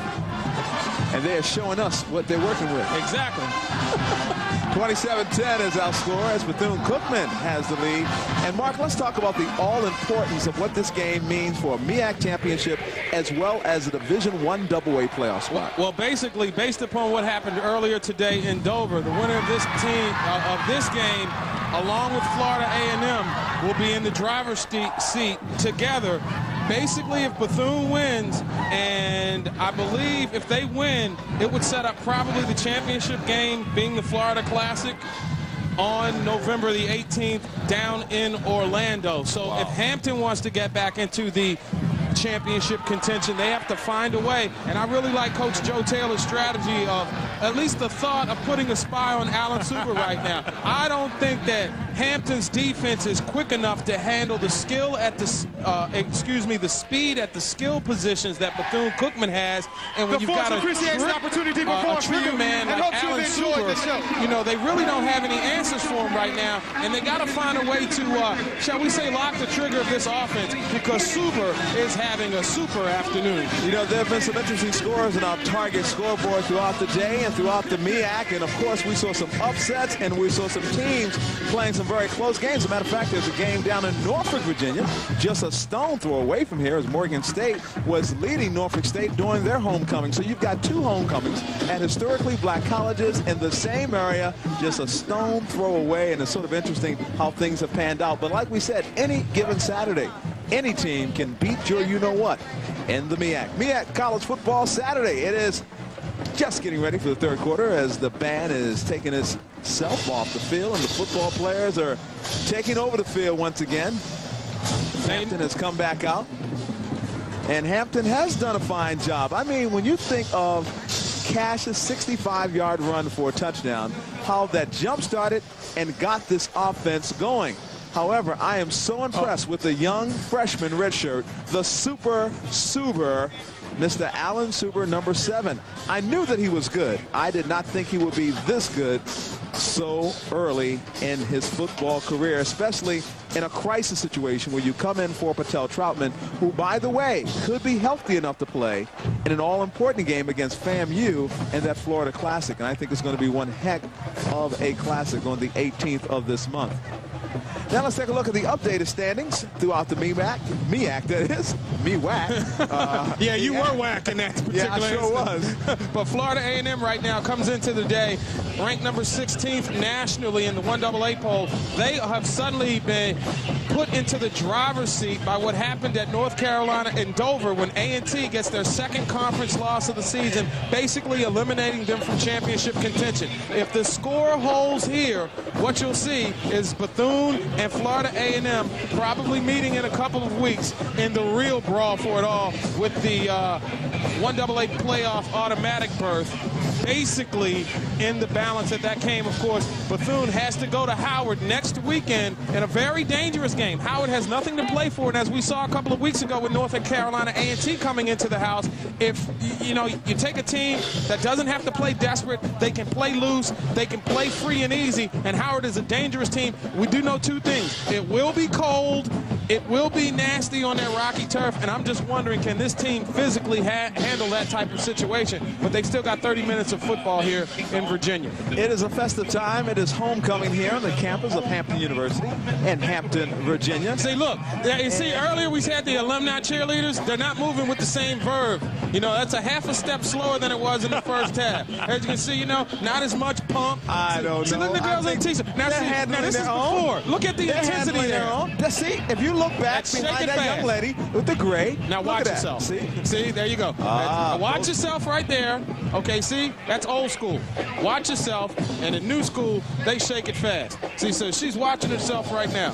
Not moving with the, see, shaking it fast. There you go right there. See, she knows. I'm the good. I can still move. Go on with your bad self. Yeah. And then when you come back out of it, in about 20 years after she's making big money, she comes back to the sidelines, and she just doesn't move as fast. That's the evolution of life at a HBCU. You're silky slim on the dance team when you're in school, and now you're making big money, and you're just, well, memories like the corners of my mind. Terrence Patrick is back to receive this one for the Pirates of Hampton University. And Adrian set to kick it off as we start our third quarter of football. And the things that you come up with during a football game just simply amaze me. But on a serious note, Hampton needs their crowd right now. They need the 12th man. And that's a return that gets out to the 15-yard line. So now we'll get a chance to see exactly what Mr. Cash and his offensive unit will do. Of course, you've got Zuriel Smith, number 8, a receiver that can definitely break off a long run. Number 83, Mike Compton, who can do it. So Hampton comes right out, goes no huddle. I like this. Picking up the tempo of the game, forcing Bethune-Cookman's defense to have to adjust on the fly.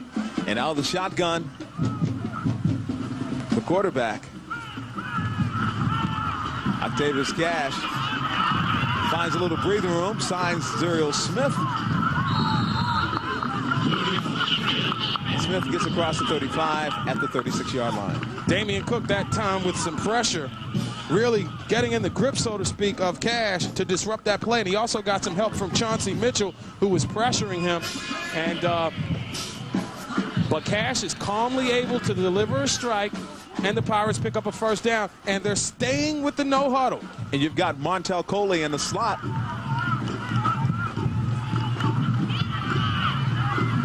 Cash looking on the quarterback draw. Didn't work out well. George Johnson spent some sideline time with Alvin Wyatt. Let's get a report on that, George. Well, Coach Wyatt said that going into the second half, what he wants to do is keep this defense extremely busy for Hampton. Also, he wants to stop them on offense. He has been very impressed with what his defense has been doing, but it seemed interesting. The one thing that he emphasized the most was, let's get in the second half and let's run this clock out. I guess he wants to get out of here as quickly as he can with a victory. Back up to you guys. Cash flushed out of the pocket. He's going deep. Almost intercepted. It would have been number 11 for Racine, and he didn't hold on. Don't you know when you're trying to chase the coach's mark, you got to haul those gifts in? And that would have been a gift interception, not a smart decision by Cash, who had some time, had an opportunity to survey the field, but his decision in terms of who he was going to was not the right one in that instance. They're lucky that that pass was not picked off. And why they thought at Racine Mathis, he leads the nation in interceptions with 10, almost got 11. But Zuriel Smith, he's carrying the football. Zuriel Smith, he crosses the 30-yard line. What a fine play, and they had everybody fooled. But we've got a flag way back, and I think Bethune-Cookman will be assessed with an illegal participation because they weren't able to get off the field prior to the snap of the ball. Oh, they're clapping their hands, and they look like that penalty is going to be against Bethune-Cookman. And you see the Pirates are ecstatic and happy. Another first down for them, and that was a huge play. All right, let's open up the on the defense. That penalty is declined. First down. The adjustment Joe Taylor's made. No huddle. Not letting Bethune's quick defensive team make their calls, get into their sets, and they're just a half a step behind. There was a gain of 38 yards on that last play, and once again, Octavius Cash, you see him there, the quarterback, number 10, a young man who has waited his time in line to take over here for the Pirates. Out of the shotgun, he's audibilizing. You've got Coley in the slot formation. 4 wide receiver front. Well, that's not going to be there for the rest of the day. You can tank that. That's a staple. That's one of those plays that Joe Taylor has into the offensive repertoire specifically for Cash. But remember, you got him for 65 and 6 in the first half. They ain't having it up the middle anymore. Not off the quarterback draw. That was Josh Ogleby snuffing it out, number 8 for Bethune-Cookman. See, watch this. See, they are definitely guarding. When the backfield is empty and the only runner who has the potential for running the football is Cash, Bethune-Cookman is going to close up the middle.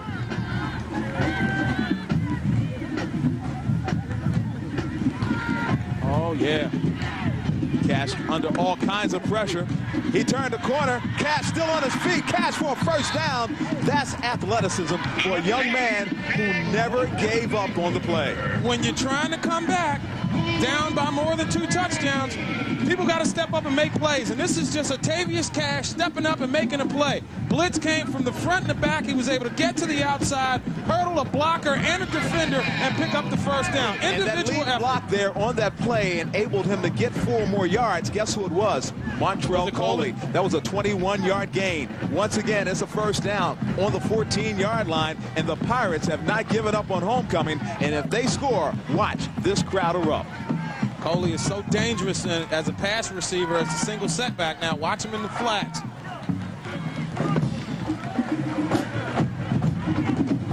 Coley with the gain of 2 yards on the play. Well, they're playing it real tight on the inside, are the Wildcats at this point in the game. And Hampton's big nasties up front just aren't getting any surge at the point of attack. Whatever conservative playbook there was for Joe Taylor, he has thrown it out. He's going for it right now. He has no other choice because of what happened today in the league. If he wants to stay in contention, he's got to do this. Look at that red zone situation right there for BCC and for Hampton. We'll see what happens on this possession. Both teams have been inside and have been very successful. 2nd and 6. They give to Coley. Coley still on his feet. No, that was Cash. Oh, he fooled me. How about the field generalship and the ball handling of Cash? It looked like a dive. I'm following Coley into the same hole like you, and there goes Cash into the end zone for 6. I tell you, I may have blown the call, but it's not as embarrassing as what happened on the defense. 10 yards on the touchdown, and you see it right here. Ball handling. He sold everybody that he was giving it to the all-time leading rusher, and that just opened a hole, and he goes off tackle and into the end zone, and Hampton gets the point after, and suddenly it is a 10-point game in Virginia. 27-17. It's interesting. It's going to get better. MEAC College Football Saturday, 27-17, but the Pirates are coming back. He has a career in used car sales. He sells Montrell Coley, who fades everybody out, and then on the opposite side of your TV screen, Atavius Cash takes it to the house. I'm still feeling bad about the call. Woe is you. I don't mind. There he is, Antonio Stanley, ready to receive. Dallas Bolden is ready to kick off. It's another situation where Hampton and Bethune-Cookman are putting on quite a show on this MEAC College Football Saturday. Antonio Stanley, he's looking for a seam. He's still on his feet, and he is dangerous. Antonio Stanley right down at the 39-yard line. Why do they call this guy Mr. Excitement? Because every time he takes a kickoff return, he averages about 23 yards. And this time, he had to play shortstop. He had to field the ground ball. And he just picks his way down the field. And there's your National Car Rental scoring drive, capped by the 10-yard touchdown run by Atavius Cash. So burden of proof clearly now is on the Hampton defense. The offense has come out, and they've made a stand, and the defense cannot give it back. Second half action for Alan Zuber. Zuber shows us why he picked up so many big yards in the first half. You know what? You called him Superman, I call him Houdini. He's like a magician because every time this young man shows you the football, he he breaks down the discipline. If there's supposed to be a spy on Alan Suber, he must be like James Bond and dating some girl right now, because he was blown clean out, and that just offers Suber an opportunity to go deep downfield. And I think there was an official, none the worse for wear. Is that our side judge who took a hit there? Is that what it is? I believe that's Wayne Randall who took a shot. That's a 30-yard run. The ball's on the 30-yard line. But this time the defense held the containment.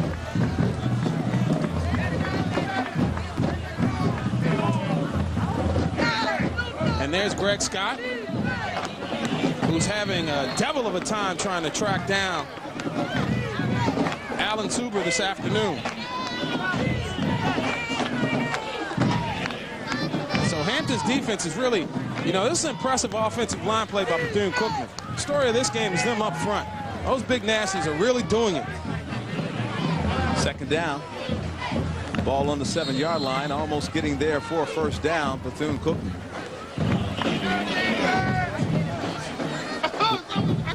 And Suber, the field general, he just looks like he's wise beyond his years. You know, he was redshirted last year, and that's certainly, you know, Alvin White has done a great job. You're looking up and down their starting lineup, you see a lot of guys with R's in front of their names. That's redshirt. That's where, you know, a lot of times kids aren't able to, you know, perform when they come in. They aren't physically ready, and he's done a great job of building via redshirt. This time, Todd Parrish, that pitch out didn't fool anybody. They're going to take a loss on the play. I think Scott does a good job that time, pardon me, of stepping up and just forcing Suber to make a pitch a little bit earlier than he wanted to. Well, let's see right here. Now look as he gets down to the end of the line. Check that. That was big number 53 for the Pirates that time, Vernon Woodson, who just kind of strung that play to the outside and forced an early pitch. And now we have a field goal situation. Vernon Woodson has been playing extremely big. 44-yard field goal attempt by Mathis. The kick is up. And that kick is no good. Well, Charlie Neal is back with us. He's talking with George Johnson. Charlie and George, go ahead. All right, thank you very much. This is a familiar face to all you folks in the Mid-Eastern Athletic Conference and every other conference in black college sports. It's Charlie Neal. Good to have you with us, Charlie. I guess we bring you on because while football is just about to end, basketball begins, and that's where you come in. January 13th, MEAC basketball gets underway. We'll open up South Carolina State at Coppin. Of course, South Carolina State is a perennial powerhouse in the MEAC. Cy Alexander's done a great job. Fang Mitchell up in Baltimore. Coppin State, always a team to be reckoned with. They got a guy named Joe Brown, who's a transfer kid out of Hofstra, who's going to do a great job for Coppin this year. In fact, it's going to be a great year for basketball in the MEAC. And one reason is both Hampton University's men and women have been picked as the preseason favorites to win it all. So you understand. Go ahead, George. As you can see, he's very accustomed to this. When you talk about this, the favorite, though, coming in, they're saying that it is this team here at Hampton. Hampton University, the men, of course, Tarvis Williams is here. He's the kid who's the preseason player of the year, as far as the men is concerned. And, of course, they have Marseille Brown at the guard spot. So they placed 2 players on the preseason all-conference team. You want to do the next play or not? No, okay. I'll let Mark in. Okay, let's go back to Ron and Mark. Back up to you guys.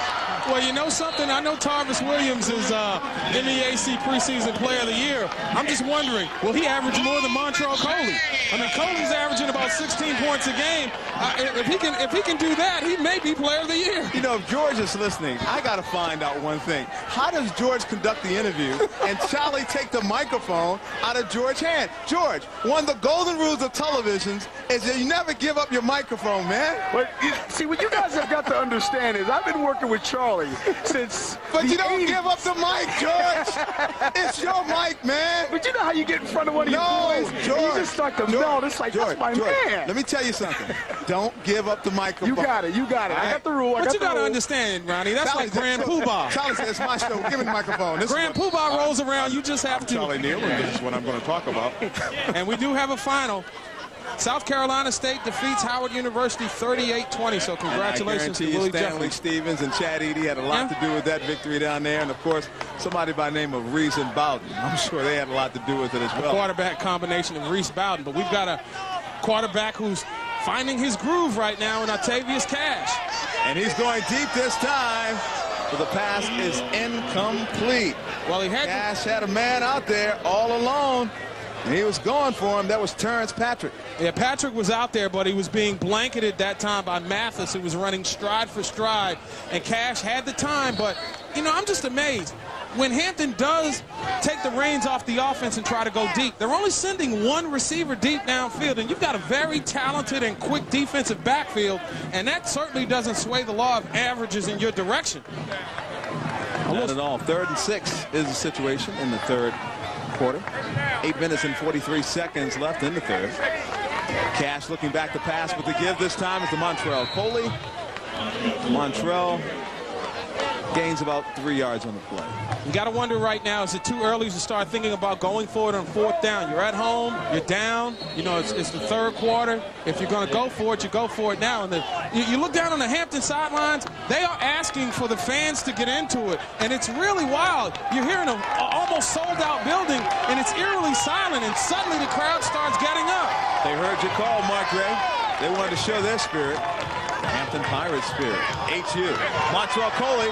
Montrell gets by. He has a first down. Coley still on his feet and clothesline down by Thompson. A senior not wanting to go out on homecoming with a loss.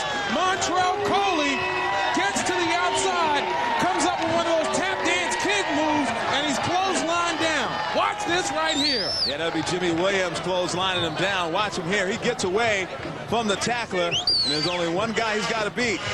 And he said, you know what? Jimmy's going to help me out. Rasheed Mathis was looking for him, and there he is, Montrell Coley. He's lined up as a receiver now, a slot to the far side. So emptied the backfield, and this is where they normally have been calling run plays for Cash. 1st and 10 from the 26-yard line. Cash takes it up the middle. Cash looking for the first down. Cash short of a first down, but once again showing that he is a man to be reckoned with. He picks up 7 on the play. You almost know by watching that when they empty the backfield, it opens up the middle for Cash, and with the success that they had earlier, Joe Taylor is not hesitant at all about going to the well one more time. I said it at halftime. There was plenty of life in this do-or-die game. There's so much on the line when you consider the MEAC standings this season. Sure, coming into today, you had 4 teams who were vying for the championship, and of course, trying to get that elusive spot in the NCAA Division I AA playoff. So it's going to be interesting to see what happens. We've got a timeout on the field right now, and let's take a look at this last play because, again, the hole opens up, and of course, Mr. Cash takes it up the middle. We'll have even more of that, and here's a look at that play right here. This is Cash once again finding the hole that's open and just taking it up the gut. And you know what we're going to do? We're going to take it a break right now. It's Hampton trying to come back on homecoming on the other side of the Chesapeake Bay. We're back at you in a minute. Setup time, all is on the line. Homecoming here at Armstrong Stadium on the campus of Hampton University. The Pirates trail the Wildcats of Bethune-Cookman by 3, 27-24. Hampton needs their 12th man. Really laid-back crowd here. Sugar going deep, finds Antonio Stanley for another first down. Stanley climbing the ladder that time with Travis Coleman bearing down on him, and he hauls it in. Super confidence in the pocket with a strike, and his receiver close up and makes a great catch. And let's take a look at the stats through 3 quarters, Ronnie. Those Al Xerox stats in the rushing yards are starting to look even. 215, 178. The passing yards, look at that, 94 now for BCC. And look at HU, 118. Time of possession, everything is starting to look like the numbers on Al Xerox stats. It's close. It's 27-24 Bethune-Cookman. Boy, look at the power that time. Marquise Williams. And there may have been a fumble around There may have been a fumble on the play, and if that's the case, it might belong to Hampton. But, of course, the officials say the ball's going to stay right where it belongs with Bethune-Cookman. See, those passing plays, a couple of passing plays that Bethune-Cookman has made on this drive, first to Lash and then to Stanley, open up the running lanes for plays like this. It's nothing fancy. It's just a mano-a-mano play. Going right up the middle is Marquise Williams, pardon me, and he gets positive yards. Marquise Williams has played extremely well today. He's been asked to things that he normally would not be asked to do. And right now, we've got a touchdown. MEAC. You later. They continue to bring in the personnel, and it doesn't make a difference. Johnny Vickers on a 33-yard touchdown run. Watch it one more time. Johnny Vickers on the scoreboard, and tell me if the ghost of Florida is not striking Joe Taylor and the Hampton Pirates. Well, the Pirates have lost the last 2 times, including 2 homecomings ago right here to Bethune-Cookman, and that time just mano-a-mano smash-mouth football opened up the center of the field, and perhaps the D-line is starting to wear down for Hampton. Point after is good. It is 34-24, a 10-point lead for Bethune-Cookman. Vickers with a 33-yard touchdown run. We'll come back with much more of this game as the Wildcats are getting a little buck wild in Hampton. 34-24, but who is the all-time leading basketball scorer in the history of Bethune-Cookman University?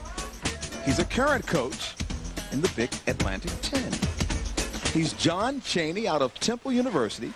He scored over 3,000 points, a record that stood from 1950 to 1953, and currently he's still the all-time leading scorer in the history of Bethune-Cookman basketball. John Chaney, the current coach out of Temple University for the Owls. Folks around here awful quiet, Ronnie. People sitting on their hands. This is where a team needs a home crowd to give them some life, some energy. And so often teams will expend themselves making a comeback. Now let's take a look at our National Car Rental scoring drive. A 33-yard touchdown by Johnny Vickers. It was 8 plays, 4 minutes and 5 seconds. That's your National Car Rental scoring drive. Call 1-800-CAR-RENT or book online at www.nationalcar.com. Well, you know, Joe Taylor is going to loosen the reins on the defense. He's got the #1 offense in the MEAC. He's got the second-rated passing offense in the conference. So they do have the offensive capability and the firepower to get back.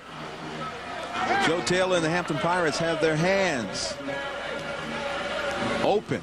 And now they're just looking to receive a little love from the fans here at Armstrong Stadium. Mike Compton in motion. Cash rolling out. Boy, that Oglesby is something else, isn't he? He's able to pick up 5 yards on the play. Josh Oglesby, number 8 that time, with an outstanding job in containment, coming clean from the other side of the field to force Cash out of bounds. But again, I'm just amazed. You know, this normally when the crowd starts whooping it up, starts getting pumped, starts giving the team an edge, and Bethune-Cookman's last run has seemed to really take the wind out of the sails. And did you know that this is a school that has a yachting program? 2nd and 4. I bet you did not know that. Ball on the 20-yard line. Montrell Coley, but he's tripped up. George Johnson has more, who has an interesting guess, and I believe it's my man, Patel Troutman. Absolutely. If your man is Patel Troutman, I got him with me right now. He's in the house, got a smile on your face. I'm going to tell you something, though.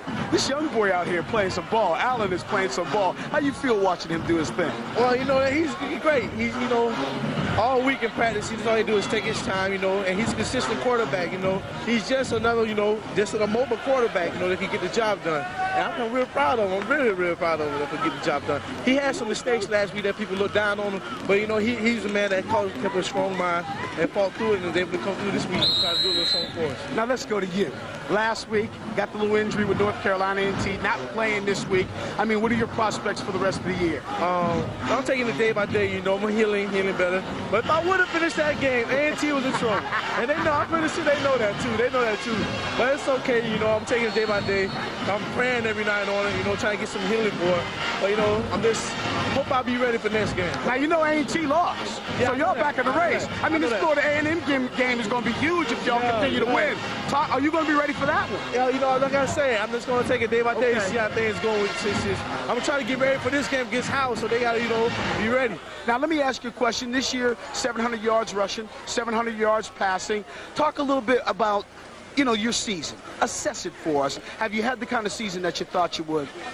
Yes, I did. Yes, I did. But I wanted a lot better because my shoulder injury hurt me down. Right. You know, that kind of put me down. But, yeah, I did. You know, I was able to take my time this year. You know, be able to read. I went reading everything, passing, run the ball, too.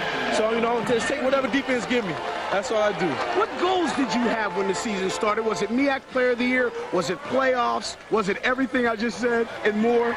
It was everything you said and more, but, you know, I just got to take one game at a time. That's really, you know what I'm saying? Last year, my freshman year, I was always looking for the next big game, you know what I'm saying? Next big game instead of just worrying about one game at a time. So I'm just settled down, taking one game at a time. As your career starts to wind down here at Bethune-Cookman, what do you want to do? What do you want to do? Tell us about it. Oh, man, what I want to do? Oh, that's kind of hard to say, you know, that's kind of hard to say. I'd rather show you than tell you. That's all I can tell you. Rather show than tell you. Well, listen, talk to me about this game. We're starting to wind down. Looks like they're still giving us some time to talk. So very quickly, as you look at your club right now, what do they have to do in this final 11 minutes, 12 minutes to hold on to this lead and win this thing? Well, defense is doing a good job, you know, because Hampton has put us on points to get some good teams in the MEAC. But, you know, if our defense hold out, then we won't have to worry about no problem. It's just defense right now, defense. I appreciate you taking this time to talk to me. Patel Troutman. Nice to meet you, man. All right, man. Nice to meet you. Nothing but love. Patel Troutman, back up to you guys. Hey, you know what? That's my man. Gotta love him. Yeah, gotta give him love, George. Tell him he's still a player. And I ain't hating on him. Michael Compton with a nice reception. Don't hate the player, hate the game, says Michael Compton as he but you know what? that When you're Mark Gray, you ain't got no game, so I ain't got no hate. Wow. I got game. Wow. That might qualify there as a shot. No, watch this right here. Cash still sitting in the pocket confidently, a square in route to Compton, and Compton goes right up the field showing that he has game. 24-yard reception for Mike Compton. You know it's all about love. Oh, man. sure it is. Got to give it to you. First and 10 from the 47-yard line. And once again, give me your helmet, give me your chest. I'm rolling over you big time because it's going to be a lot of mess. That was Norman Clement, the big fullback who wasted no time to place a little pain on the chest. Watch it right here, coming at you. A little bit of a sweep action, nothing fancy. Get the seal to the inside. He explodes through the lane, and I want some contact. You're not bringing me down. And he took down Rasheem Mathis, one of the toughest people to take down in that defensive secondary. He's 260 pounds. He should be running over everybody, He's Ronnie. looking forward to Thanksgiving. He's a pulling guard. Ball on the 29-yard line. Look at it again. 24-yard run that was. 24 yards for Norman Clement.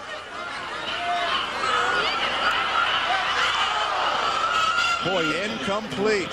That was Cash going for Zuriel Smith. He was coming around off the curl and almost made the reception. You're absolutely right about that. He led him just a little bit too much, which has been the story of Atavius Cash this afternoon. He's had wide open opportunities with receivers who had gotten deep downfield, and he's overthrown them. And this is about the third time where he's just so close. Oh.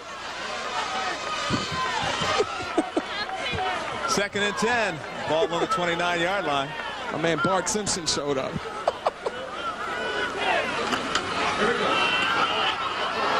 Hampton still running the ball.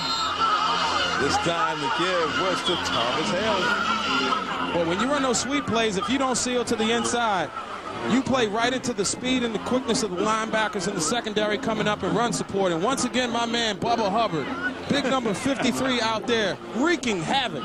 Dude, he's having a game reminiscent of the game that we saw last week that Ray Massey had, that we saw about 4 weeks ago that Vaughn Hebron had on the other side. I mean, he's having an all-groove game. Hey, look at Bubba right there. He's sucking wind right now. But, son, you're having an all-groove game. Where will the all-groove team come out, Mark? Next week, Wittenhauer presents the all-groove team. You know why? Because that's Fat Pops. Mark Gray, once again, giving it to you like nobody else can. It is third down and 8. Ball on the 27-yard line. We're in the fourth down of this one. Bethune-Cookman has the lead, 34-24. However, the Pirates are knocking at the door. They're in the territory to score. Watch the tight end, David Blunt, in the situation right here in the center of the field.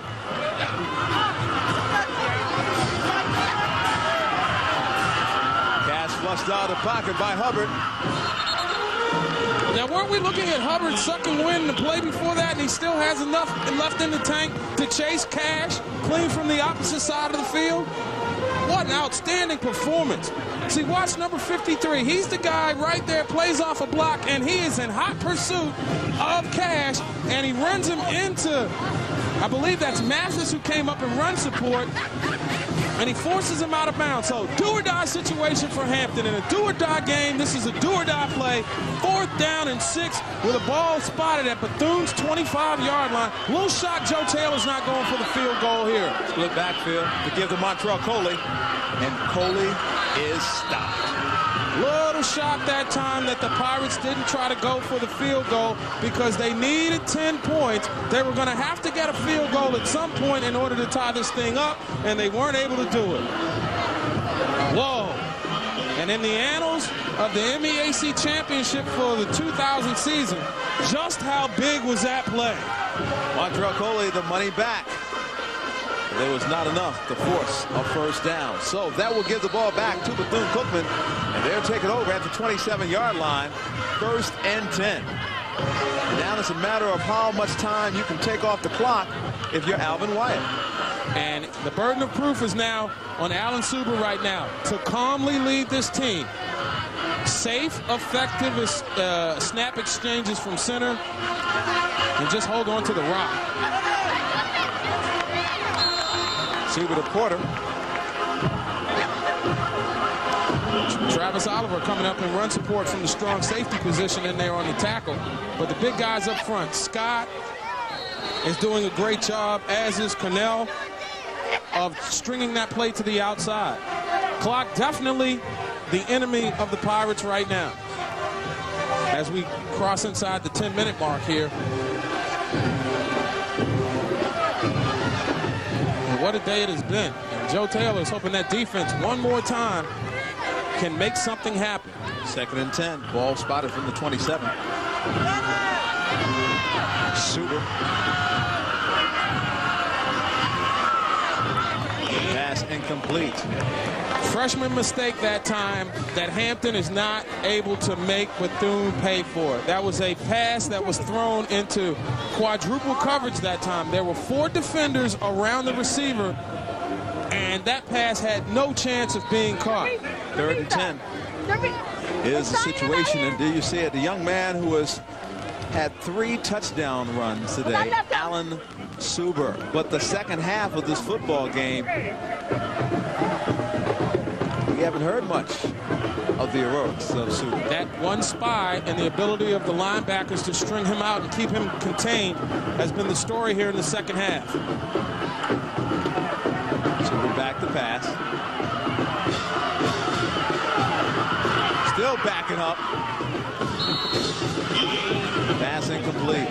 That was just great effort by the D-line of Hampton. Isaac Hilton, Michael Bland, Greg Scott, all out there trying to chase down Suber with some help from Vernon Woodson. I was a little shocked that Hampton didn't try to blitz that time, but as you can see, the respect of the Pirate defense for the speed of the skill players that Bethune-Cookman has, and they have to respect the ability of Suber to create outside the pocket as well. Zuriel Smith is set to receive. Zach Adrian will be your punter. And there's a little education going on in the flow of the game as the sheriff, head coach Alvin Wyatt, enlightens his young quarterback. I'd like to be a fly on the wall when Alvin Wyatt is enlightening his team. Let's enlighten you with a couple of commercial messages as we get set to come back to Hampton. Field on the campus of Hampton University. It's Mark Gray, Ronnie Duncan, MEAC College Football Saturday rolling along, and the Pirates, well, they're not going to have too many more chances this afternoon, Ronnie, and if they don't take full advantage of one of these next drives, they will be wondering what may have been. We've got much more of this football game to come. 34-24. Don't go away. Then Cookman leads. The daytime to the nighttime. Light it up. It's football on a Saturday night here in Hampton, Virginia. 34-24. Bethune-Cookman leads it. And you know what, Mark? At the end of this game, they'll be talking about who's going to become the next MEAC champion. And Bethune-Cookman and FAMU could take that right to the championship all the way down to a Saturday night in Florida at the Orange Bowl. Well, I'm going to get called out next week down here on the Hampton Roads area for asking this question, but what are they thinking about running an option on the sweep down by 10 with less than 10 minutes to go? Sorry about that. Let me make a correction. That's at the Citrus Bowl, obviously, that game. Bethune-Cookman and FAMU. Could be an all-important game, the final week of the season, to determine the conference champion. Timothy Frazier now in the game. No, that is still Cash. And Cash takes it for almost a first down. Clearly this is the most effective running play this entire afternoon. Hey, look, and see these two handsome guys behind us? That's family. That's that's cousin Ken. That's cousin Antoine. And LeCount right here. And there's B.J. Evans. The man who's responsible for MEAC.com. Yeah, LeCount with the shout out. Check it out. LeCount is back at home. It's truly homecoming for my man. Yeah, smart Greg. You missed it. I was going to give you bunny rabbit ears. Didn't happen. It's funny. To show you how you come full circle in the MEAC, my first broadcast on radio of a college football game was here at Hampton. Bethune-Cookman College, quick facts, pardon me. Founded in 1904. Maroon and gold. Joined the MEAC in 1979. One of our Greyhound quick facts at Hampton University. 1868. The enrollment is 6,000. The Pirates, the blue and the white. And joined the MEAC in 1995 and became instant success. Cash still on his feet. Taking punishment. And he's just short of another first down. Well, back to the Conway story for a second. We had a devil of a time getting the radio hookup together. And LeCount did an outstanding job of cutting a couple of lines, tying them together, and we were able to get our broadcast on the air. Oh, you forgot how that was done, huh? I did. You know, when we were at Morgan now, we had the sophisticated broadcast equipment. Just put one line in, and it just moved. That may be Octavius Cash down. If it is, that's a serious blow to the comeback hopes of the Pirates of Hampton. Quarterbacks just are not made to take the kind of shots that Cash has been taking this afternoon. Watch the abuse that he takes on this particular play as he runs into a violent collision with a sea of maroon and gold. Watch, looking for the hole, and boom! There is a major convergence at the quarterback. And now he's got to sit up and collect himself. Reminiscent of the shot Quinn Gray took. Sideline throwing the football. Back on Labor Day weekend. Frazier. And backup quarterback. As we saw with Frazier earlier in Del State. Frazier's in the game right now, number 12. He can throw. Oh, he definitely can. He's in a comfortable zone to throw the ball right now. This ball is spotted on the 38-yard line. Suddenly we got to look at the future. They spotted this ball right now, Mark, at the 17 or the 16-yard line. Well, right now we get an opportunity to watch another fine young MEAC quarterback in Tim Frazier. Talented kid, a little bit undersized, mobile enough, but he is a very efficient passer. One more accurate young passers you will find on any level in America is Mr. Frazier from Baltimore, Maryland. He gives to Montrell Coley. Coley still pushing his way for a first down and beyond. Montrell Coley. So grades are coming up. So let's look at the Pirates report card since joining the MEAC in 1995. They have gone 25-9 to MEAC. 2 consecutive MEAC championships and the 1999 McDonald's Heritage Bowl championship. Just an amazing job. And when you consider they moved up from Division II to Division I, speaks volumes about the Michelangelo Joe Taylor of the MEAC. Cash! If Cash was hurt, he didn't let anybody know about it. Sometimes you get your bell rung and you need to get hit one more time to start the ringing in your ears. And I think that's what happens when Cash gets to the outside. See, watch, he gets around the corner, and they just amaze me with their ability to direct traffic. If he gets one more block, he doesn't have to take that shot from Mathis. But look at it. This is a great shot coming right into your living room. Hold on to the Coca-Cola, folks. He may get you. Ball 1-1.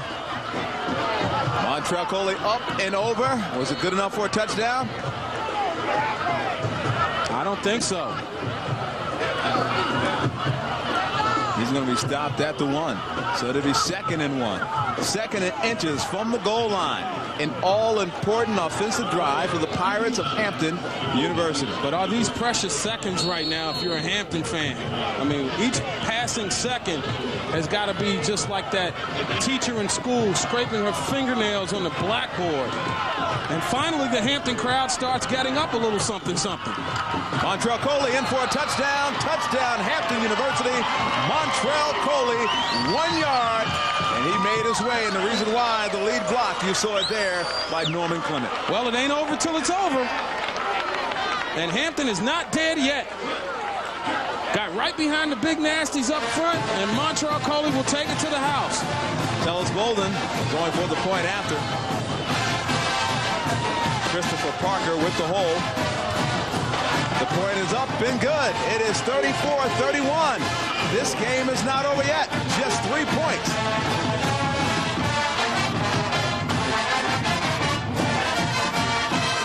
Line, at least that elimination factor. 34-31 is your score. Bethune-Cookman leads, but only by 3 points. Tellis Bolden kicking off to Antonio Stanley. I call him Houdini. He's missed the excitement. He's willing to try to take it all the way. Good special teams play that time. They angle that kickoff to keep him contained on the far sideline, and the support is down there to take him out. So now, burden of proof once again is on the Hampton University defense. I got to wonder about them, you know, in the box, the front 7, the front 8. I wonder, are they tired? Have they been physically beaten up enough? Do they have one last stand in them?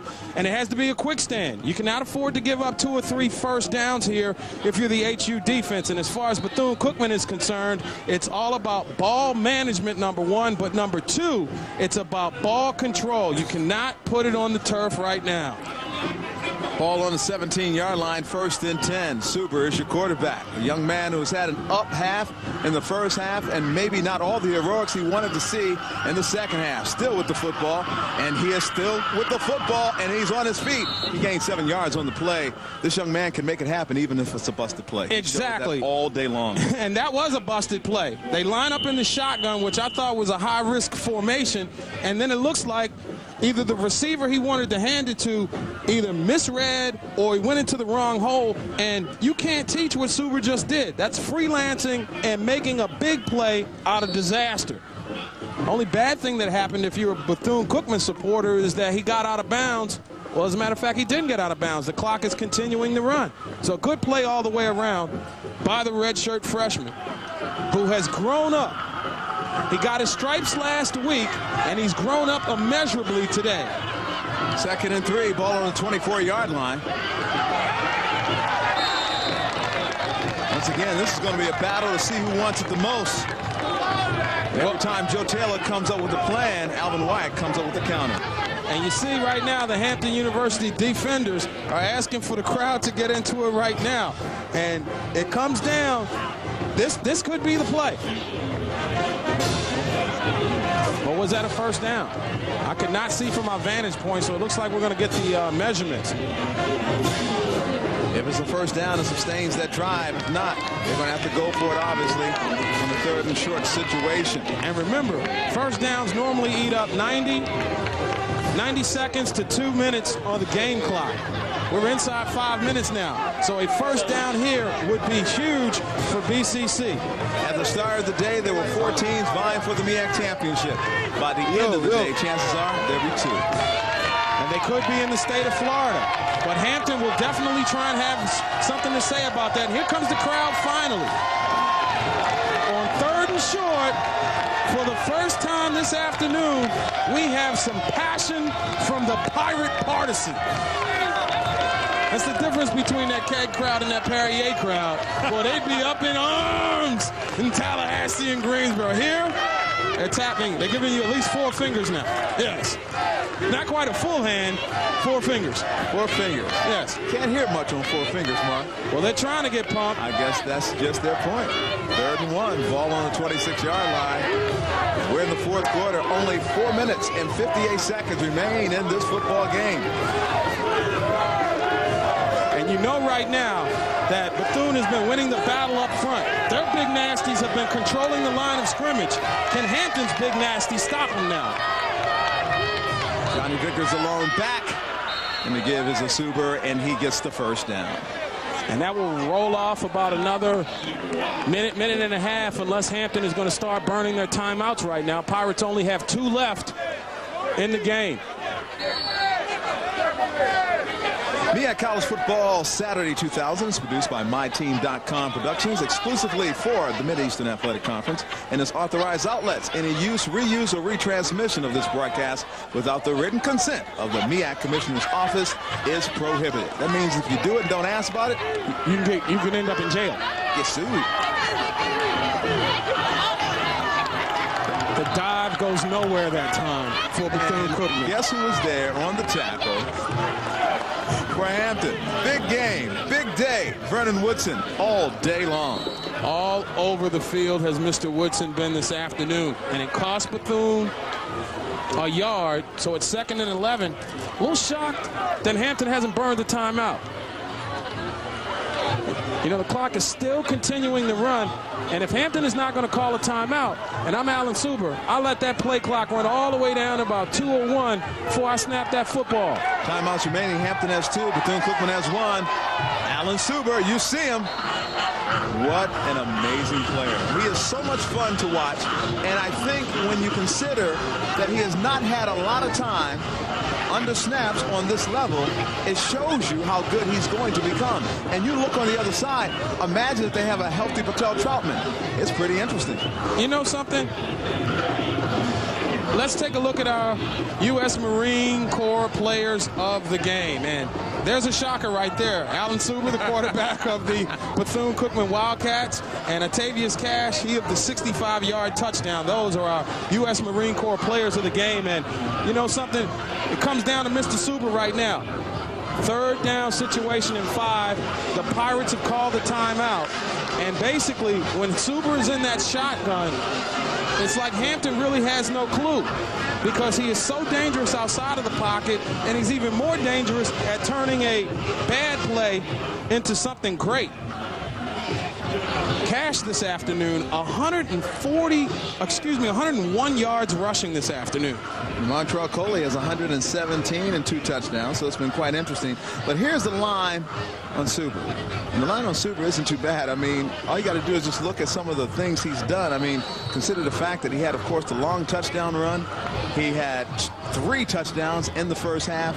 Suber's put together some amazing numbers in this game. He is 9 of 17 passing for 114 yards, and 21 was the longest of his passes. And then when you consider what he's done, 151 yards, and that's just rushing the football on 26 carries. This young man has put together some fruitful numbers for Bethune-Cookman. Big catch. Woo!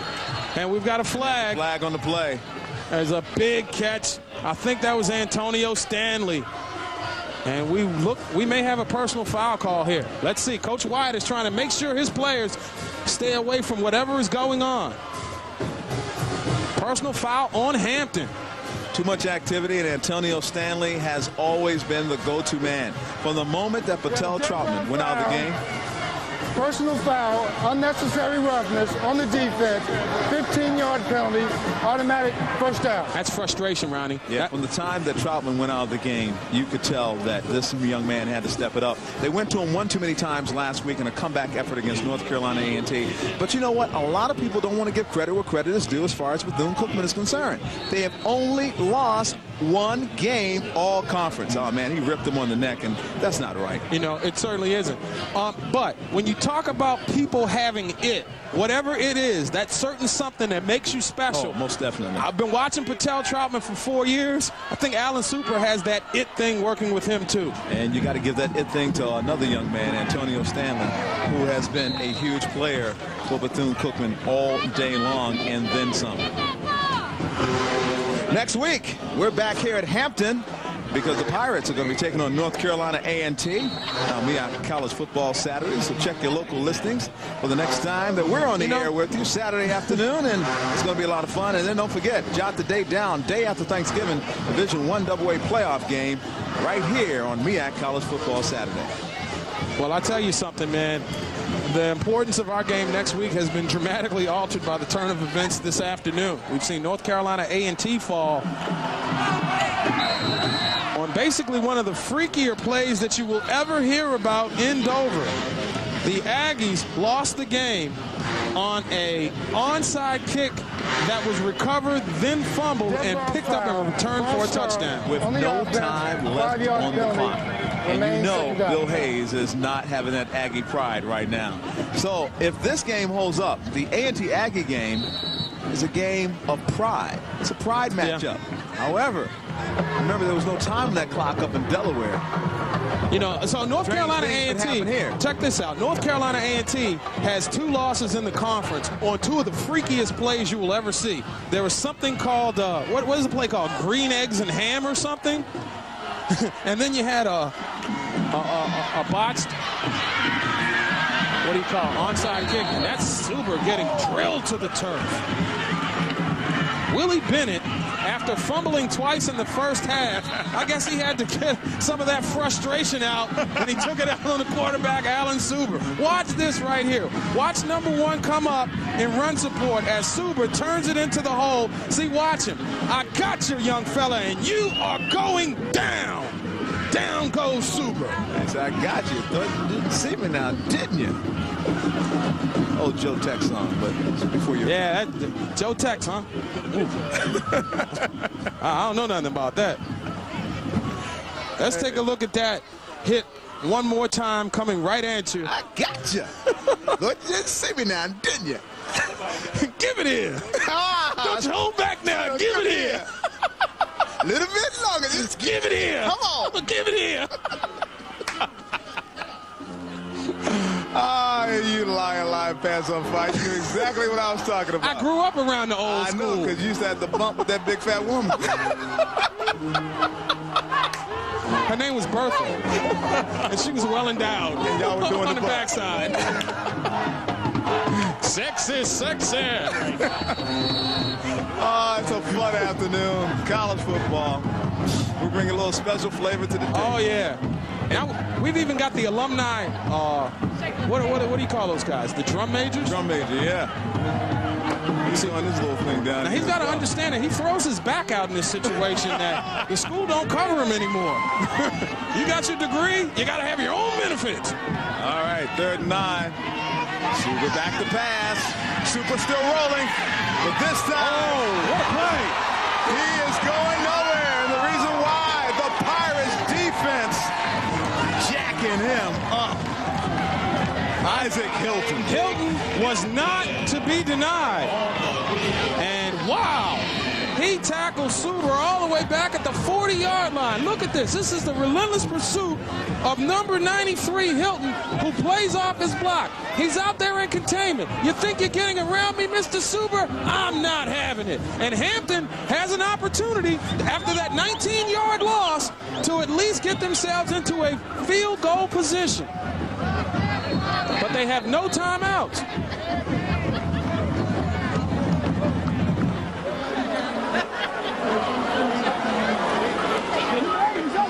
Bethune, was that Hampton's calling a timeout, or was that Bethune calling a timeout? Bethune had 1 timeout left. I think that timeout went to Bethune-Cookman. Because Hampton was empty, but the offense does get 1 more time. So Rashad, 24 seconds, like I said, until that final 0 is up on that scoreboard. As far as the time is concerned, there's still hope. Not to beat a dead horse, but what happens if Tullis Bolden comes on and kicks that field goal in the 3rd quarter on 4th and 6? We're looking at a tie game right now. You know, when your administration is behind your football program, it goes a long way. Right now on the bench for Hampton University, standing up on the bench, is the president of the university, Dr. Harvey, who is the biggest football fan of Hampton University in the world. And you've got to applaud him for that. Yep. And there's Joe Taylor trying to make his president happy. Now, how many presidents do you see standing on the bench of a game? Oh, I'm just glad he's got his jacket on this time. Last time I saw him on the sideline, he had his jacket off. Extremely exercised. Mathis with the punt. Zerio Smith set to pick it up. He picks it up, and he's taken down. That's just a great one-on-one play that time by Steve Baggs, a guy who leads the team in sacks, playing on special teams, getting down there and making a huge play. So it's a long field to work with.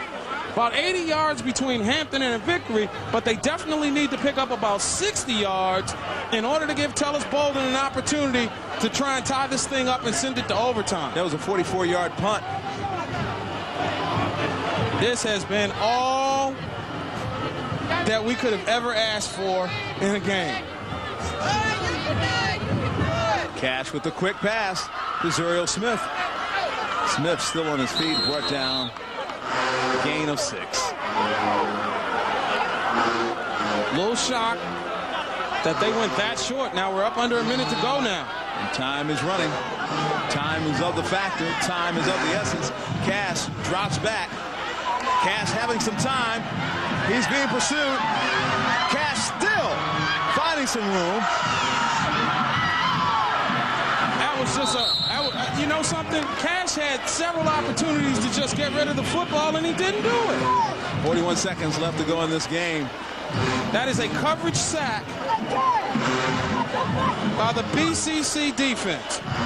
They just had everybody blanketed it because Hampton had 4 guys into the pattern. Nobody was open. For the latest scores, MEAC College football and MEAC Sports, go to MEACsports.com, the website of the Mid-Eastern Athletic Conference. You'll get the latest on cross country, football, basketball, baseball, all the MEAC sports. That's MEACsports.com.